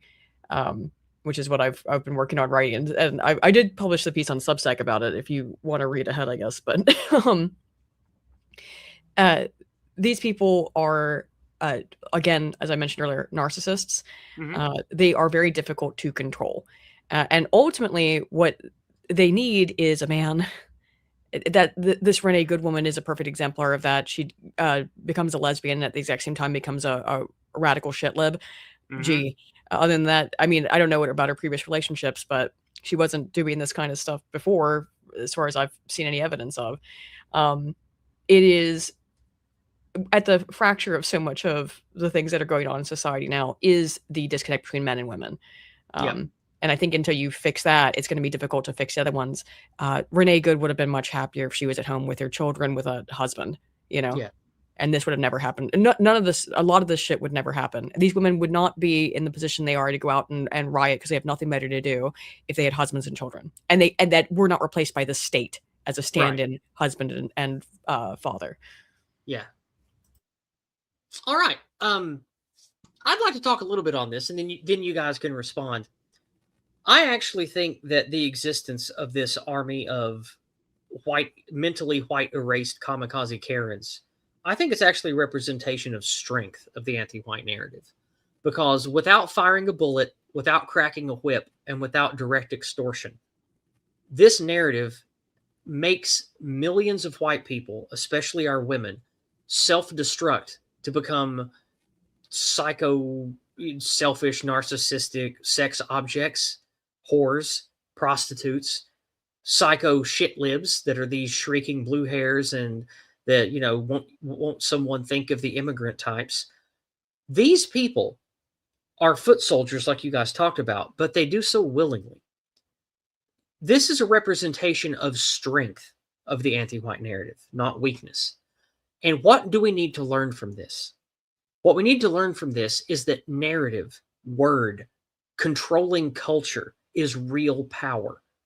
Not bullets, not protests, not right-wing death squads, her, poll 4chan meme. No. Dedicated men and women of the white race who set out to create and generate positive culture and community. This is how we can win back these women. Not these ones that are lost. I mean, white women in general. You create a framework that gives them a narrative. Men and women both, but mostly our women. We need to have positivity, structure, people on our side, like our friend I almost said his real name. I shouldn't do that. Like our friend Quinn over on American Spirits always says, we need an army of lawyers on our side. We need our men to start creating Lebensraum within our own civilization and creating positive cultural frameworks for our women to exist in. Because if we can't, the anti-white narrative gives them that and turns them into these shrieking monsters that are bad for all of us, especially them. So I think it's actually a sign of strength that there are so many of our own women who are self-debasing and self-destructing for the side that clearly hates them. And they willingly do it. They know it. They talk about how, you know, we need to do this because we're white and they don't matter because they're white and blah, blah, blah, all this anti-white stuff. These women are destroyed and conquered mentally, not with bullets, not with force, not with slavery, but with narrative. And we need to generate and have a dominant narrative for women, or this narrative will take them. So again, these women themselves might be weak, but I think it's a sign of strength of the anti-white narrative that it's able to achieve this without brute force, without direct extortion and coercion. And so we need to learn from that and generate something like that, but for the opposite reasons. So that's my take on all of this. So any pushback or any words in response to that? No, I tend to agree largely with everything you said there. No, Okay. not even slightly. Okay. I have something to add, actually, because I haven't even talked on this subject yet. Okay. And I think that this is actually really important because to answer the Dragon's question, what is the purpose of the left-wing protests? Well, historically, it was to siphon and to funnel people into a militancy pipeline. This is the story of the Days of Rage for the Weather Underground and all sorts of related groups in the 60s and 70s. This is something very different now, it seems. The militancy is no longer like something that is, you know, the elite being, you know, you find these people, you funnel them into the militancy pipeline, and then, you know, they undergo the training and psychological processes to become, you know, an actual vanguard.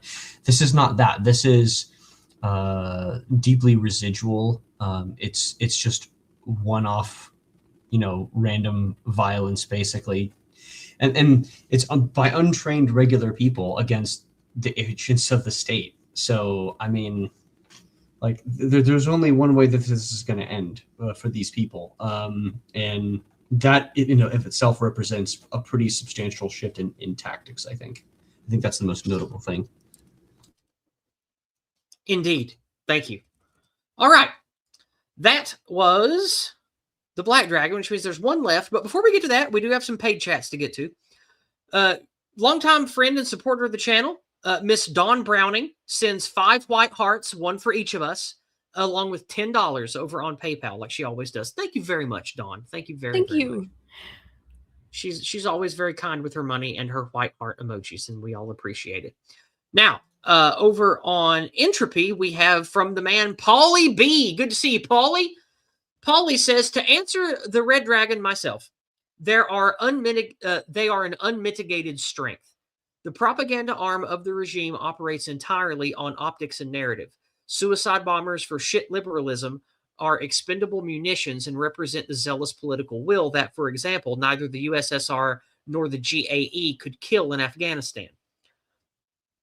And he continues and says the Soviets tried to make it, tried the make a desert and call it peace type of thing when they unabashedly killed 1 million Afghans. And however poorly our own war making was in terms of having achievable political objectives, Korea with Chinese reinforcements, Vietnam, Iraq, and Afghanistan demonstrates the limits of kinetic prowess.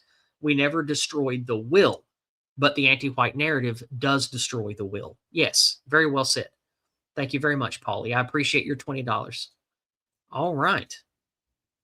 I think that is all the paid chats. Yes, it is. All right. That is one topic left, and it's the one about Rand Paul, the beclowning of Rand Paul. So, Raging Mandrill, everyone has taken a turn. Do you want to be the one to answer this last one first, or do you want to pick someone? I'm going to make 3 of 12 do it. Okay. All right. I'm sure 3 will have plenty to say on this. All right. Let's listen to this. It's not very long, so we'll just give it a listen. You're going to shock you. I'm a moderate on this. I actually think that most of the people that are here and working lawfully and can pass a background check, I would give them no welfare, and I'd give them no citizenship, no voting privileges, but you can work and we won't arrest you. Okay. No citizenship, but a potential path to citizenship? I think it's better just to say the trade-off is this, that you came illegally. Right now, the law says you got to go back and you'll never get in, basically. So the compromise is you came in illegally, you just don't get to be a citizen, your kids will be. Now, the new ones, the 8 million that might have come in last year, some of them need to go back, and particularly any of them committing crimes. The compromise I'm offering is different than anybody's ever talked about. Everybody thinks the compromise has to include voting and citizenship.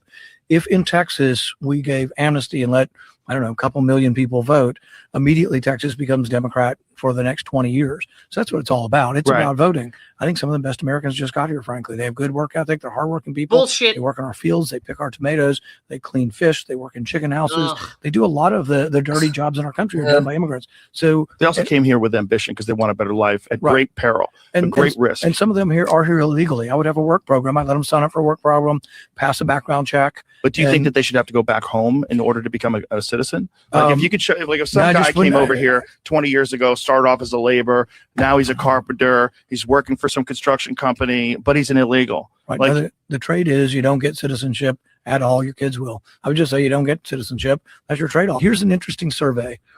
Let's find 1,000 people who are in Texas illegally and do a poll and say, would you accept this? Would you accept that you don't get to vote during your lifetime, but your kids will get to vote if they were born here in exchange for not having to worry about being in a car accident or being sent back to Mexico?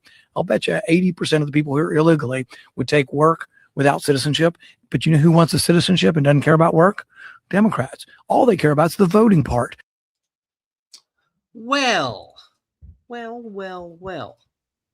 You can see why I called it the beclowning of Rand Paul. All right, let's move now to the Blue Dragon. The Blue with us tonight is the prince to a kingdom of blue dragons that rules over an advanced civilization of humans, elves, and dwarves. He enjoys learning about Earth to better help him deal with the issues he must handle one day when he becomes clan leader and king.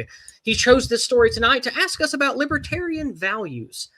After you vent about how cringe Ron Paul's statement is and the general cringe of Lawburts, please share your thoughts on this serious question. 3 of 12. Are libertarian concepts and values worth preserving? Do you think there's anything in the libertarian collection of ideas which should be implemented in the future? That's a lot of questions.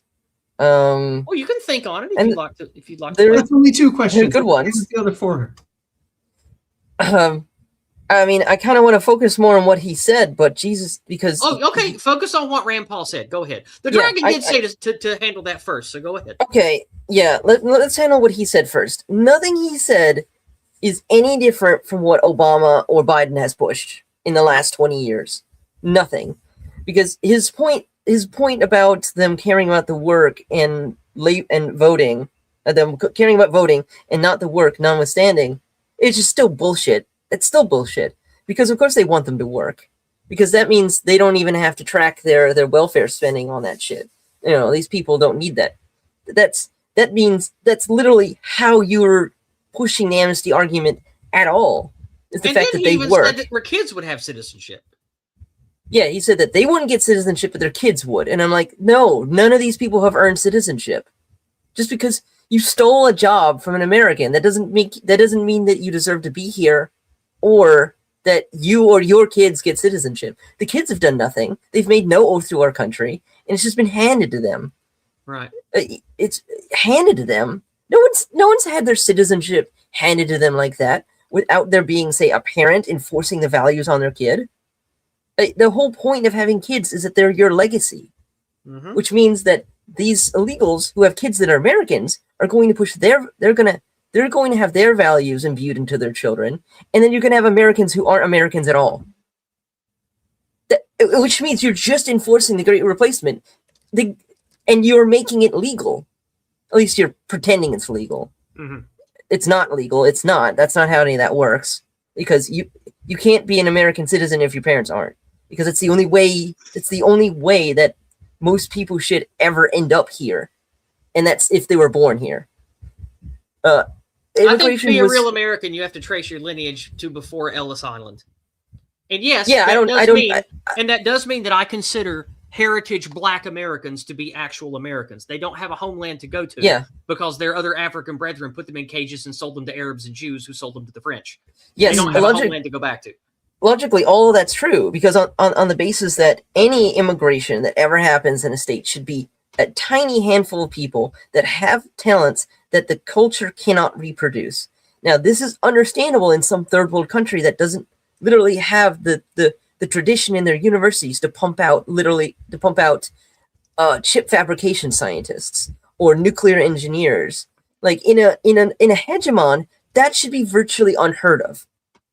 We should be pumping out all those people ourselves out of our own university traditions. So, like, the idea that any of these people put in work whatsoever, completely thoughtless from Rand to say any of these things. That's complete boomer nonsense. Yeah. It shows a complete lack of understanding of how society works at all. And surprisingly, since libertarians traditionally care about economics, it shows a profound misunderstanding or misimplementation of just basic economics as well. Yes. I think it's actually what Rand was saying there too, and this is the problem with libertarians. I'll just cut in here for a second. Is that it's total economic thinking of thinking about people as replaceable units, right? No, it's not. No, it is. It's directly out of David Ricardo. This is all like what David Ricardo. Trust me, I've read enough of this boilerplate. I'm agreeing with you, and I'm saying it's worse than that. I know it's worse. I know. I'm saying it's worse than that, because you have the libertine types who don't care about the economics. Like there's people who are in different places on that quadrant that value different things. But like there's the libertine types, there's the economic only types, there's the liberty only types, and they care about the law, and they care about the state, and they care about and they care about maximizing freedom in a legal way with maybe minarchism. And there's people who have mixes of these things. Like there's Javier Milei would be like the example of the real libertarian, of a libertarian who actually is principled, understands the importance of the various things, and kisses the wall. Yes, he does. And that I still maintain that's his grift, in that he's grifting the Jews. Yeah, I mean, I think so. I think you're right. I'm just saying. I think he's grifting the Jews. That would be nice. It's nice to see somebody grift them for a change. They don't mind as long as right. You push the anti-white narrative. They don't care. And this is coming from someone who's been an objectivist since he was 14. Because I don't like the traditional I don't like the vagueness of what libertarian is, because there's people who can decide who is and isn't a real libertarian. It just really doesn't work because it's not well defined. It's an entire quadrant, if not the entire bottom half of the political spectrum. That's not a very useful label for people, because all the greenies fall into this too. Even if they don't value really liberty at all, it's more like they believe there should be zero boundaries. And you could argue those people are on the liberty plus libertine. If even that, they might be just libertine. And so, but I do think that there are libertarian concepts and values worth preserving. I think the state should be small. I think the state should focus on guaranteeing your rights, like a referee. I think it should be there to basically protect polite society. And it's not like it, and it was born out of liberalism. Clearly, there are values in liberalism that are worth protecting. The problem is the Whig liberals were wrong. Yeah. And what they were wrong about was that they always expected that two parties discussing issues would both be loyal. We are living in a world where our enemies are not loyal at all to the values, nation state, or even like the basic functions of society. The concept of law and order itself. Right, exactly. That's what they were wrong about. And that's the thing. Whenever you let these people be part of a conversation, eventually they win. And when they win, it never goes in the other direction. We've had the long march through the institutions, and everything's moved leftwards for the last 150 years. And you very rarely see anything go back because they don't value objectivity in any way or even improving society. They don't care about any of these things. All they care about is self-enrichment at most. Whatever is convenient for them at most. And the thing is, there has to be objective requirements for policy. There just has to be. You can't just base everything on direct democracy, because then literally everything is up for debate. Even the things, no matter how much evidence there is that there's no reason for something to be changed. And you can convince people into just about anything. You can convince people that men are women. You can convince people that communism is good economic policy. You can convince people that that everyone should be equal and live in the dirt, and that's a good thing. You can convince people that we're still operating under Malthusian economics. But in fact, people were convinced of that throughout the 70s by Ehrlich. You must have a republic. There has to be layers between direct democracy and the national government. There has to be filters of great men who can discern good ideas from bad and are trustworthy enough to actually do the right thing. That is the part of libertarian ideas that need to be preserved. The idea that the marketplace of ideas is good, but it has to have filters. It has to be the right people discussing them. And also, like Papa Hapa taught us, is these ideals and practices can only work in a protected, unified area with people who are loyal to each other and put each other first. Exactly. So, like, this is, and like you said, until we can get to that point, none of this stuff really matters. Like, it's important to keep alive the thinkers and the good ideas and the concepts that make law and order and faith and religion the building blocks of our civilization. It's important to keep those alive and keep them around. We just need to realize that dumping more liberal ideas on this dumpster fire that bad liberalism gave us isn't going to help anything. Yes, this is why the main criticism of Rand and Massey, and definitely Amash, because Amash is even worse, is that they need to focus on establishing the protected area with people who have values that are shared over the economy. That's the higher priority. That comes first, because we can have nothing until we have that.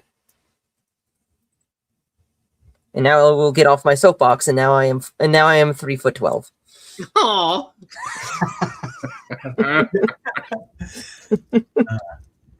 I think if I can briefly chime in here, the dragon's question can be answered pretty simply. Sure. Like, it's not libertarianism per se that has ideas that are worth preserving. I've read my fair share of Austrian economic theory. Okay, so like, Mises and Rothbard and all of that stuff. That's just it's very useful, but it's economics prior to teaching people how economics works after power is calculated into the equation, right? This is like teaching people physics before you teach them friction. If I was to make a scientific analogy, and sort of like how the anti-whites say that racism is power plus privilege. Actual libertarian values is liberalism plus ethnic homogeneity. Send tweet. And post.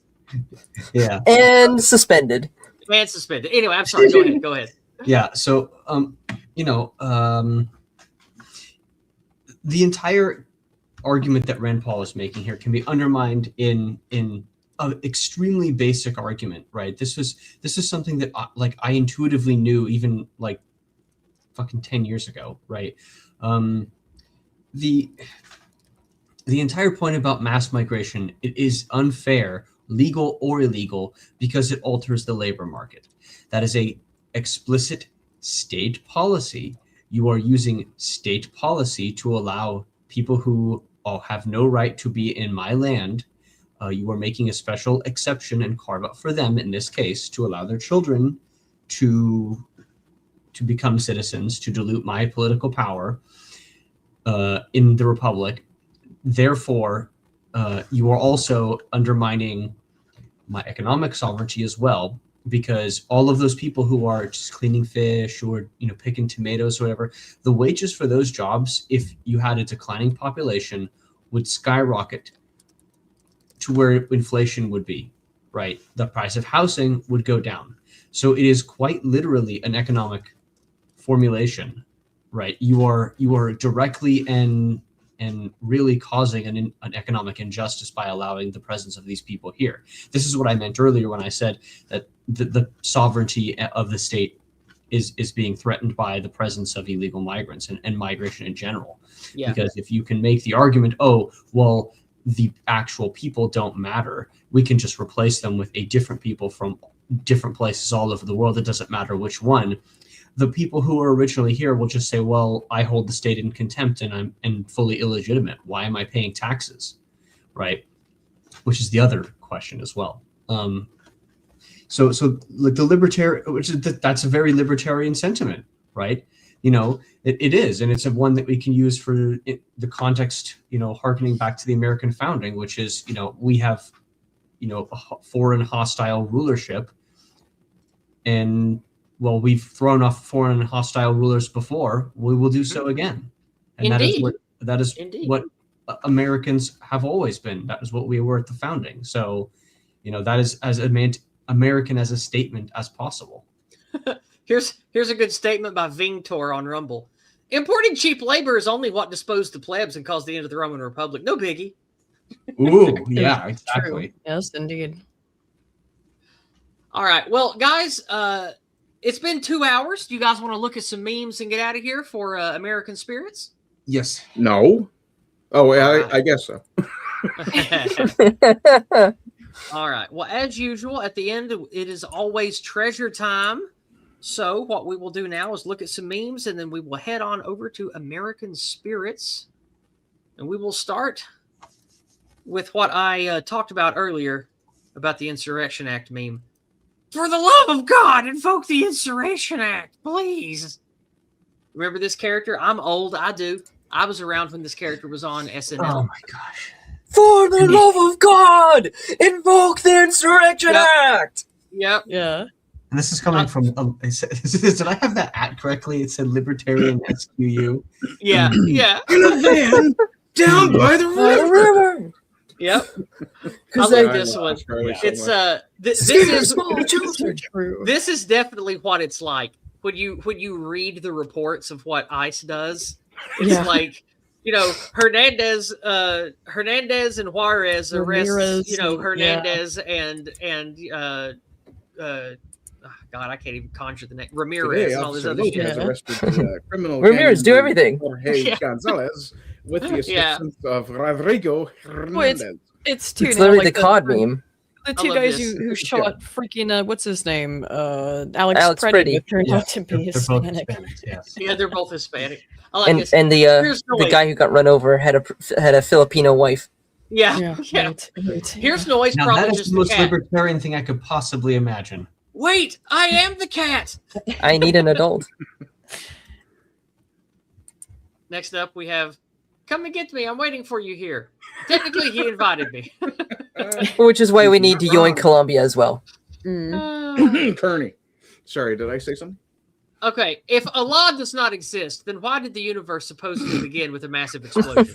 Hard to, Damn it. it's difficult. I haven't answered logic that to one. argue with. You're Because making God the is the biggest- original pyro. The big assumption that the Big Bang was the start of the universe. What if there were multiple Big Bangs? Did you think about that? Well, hey, Yeah, that's especially a question. since Hey, that's a question for Memory TV, not me. All right. The gay Iranian couple before the Islamic Revolution, 1976. Beautiful. True. You are hiding bananas and rice under your learning center, are you not? Oh. Leering somewhere. I you love nerd. this meme format so much because it just reminds me of the video clip that they have when they have like the muted Despacito in the background. Oh, yeah. Oh, it's so good. Polite Penguin gets accepted into the white race, 1909, colorized. I love the penguin meme. Me too. I like this one. This is retarded but legal, but this will get you shot. yeah. Also, I do very much wonder how much the fact that the gun he was carrying was a P320 factored into him getting shot. Yes. Yeah, I wonder that.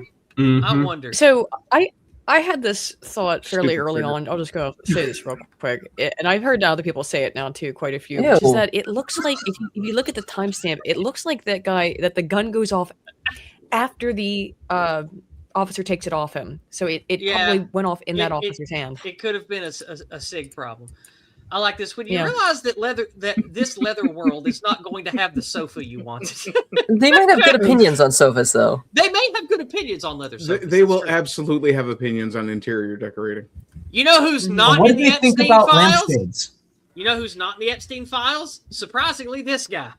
Or Michael Jackson. Yeah, not Mhm. Or surprising. Michael Not Jackson. surprising. That's true. Yeah, Michael yeah. Jackson. That's pretty No, fair. from all personal accounts that I have heard of ladies of the night who have serviced Mr. Sheen and his wives, he seems to be a pretty stand-up, cool guy. Apart from just being a druggy hedonist, he seems to be pretty nice and does not Yeah. fuck children. I've heard that too. I can see that. Yeah. History is full of men who regretted going into Russia. Look, One reason or another. I'll bail you out so we can party, okay, Epstein? No, I'll just hang myself.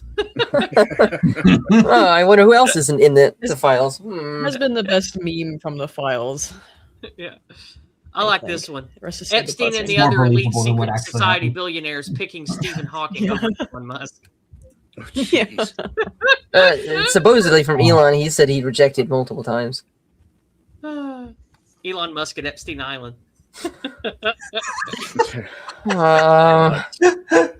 I This is know not- it's not true. It's just funny, okay? It's just funny. I mean, It is funny. Is it Elon has though? got a It's funny much because- younger girlfriend. Okay, it's this is a thing. Okay, Mm. And last It's but not We all least, know Elon what Musk is Mandrill not picky said. about where he puts it. We all expect him to talk that way. It read like something you could imagine him writing. yeah, That's fair. Poggers Hate or whatever that. he said. Epic. I like hate this. so much. I like this. Today, my dad got a call no parent ever wants to get. He heard me tell him I was wrapped up in a crypto scheme involving Thai prostitutes and needed $30,000 bail. This time it was me, but soon AI will be able to make indistinguishable scam calls like this. Oh, man. Oh man. it can do it now. Live like you're dying, folks. All right, that's the end of the memes here. We'll go ahead and go back to this view. Well, we've come to the end, and like I posted earlier, please go over to American Spirits with me on the Old Glory Club channel. I am posting the link in all the chat. We do, before we leave, however, have a final paid chat from Paulie B. Paulie Thank B you very over on Entropy has more to say. For $5, thank you so much, Paulie. He says, my blood pressure is rising. Americans want a better life and live in great peril. It's called crime and a narco tyranny. I've lived in suburban Houston, and it sucked out loud. yeah, man, like we've all been sold up the river and we have to do something about it. But we are talking, we are associating, we are spending money better. And that's what we have to do. That's where we're at. So keep heart, speak truth to all who have the ears to hear it, and come over to American Spirits to enhance your knowing and spiritual strength. That is how I will put it. So a big thank you to all my guests tonight. You can find their links in the description. Definitely check out Aydin's wonderful videos. Definitely check out Raging Mandrill's Substack and the Substacks he writes for the OGC. Check out Ardent Pardy and Ardent Plays. And of course, come back next week for more of me and 3 of 12 having some fun on Discordant Dragons. Good night and God bless everybody. Good night, everybody. Cheers.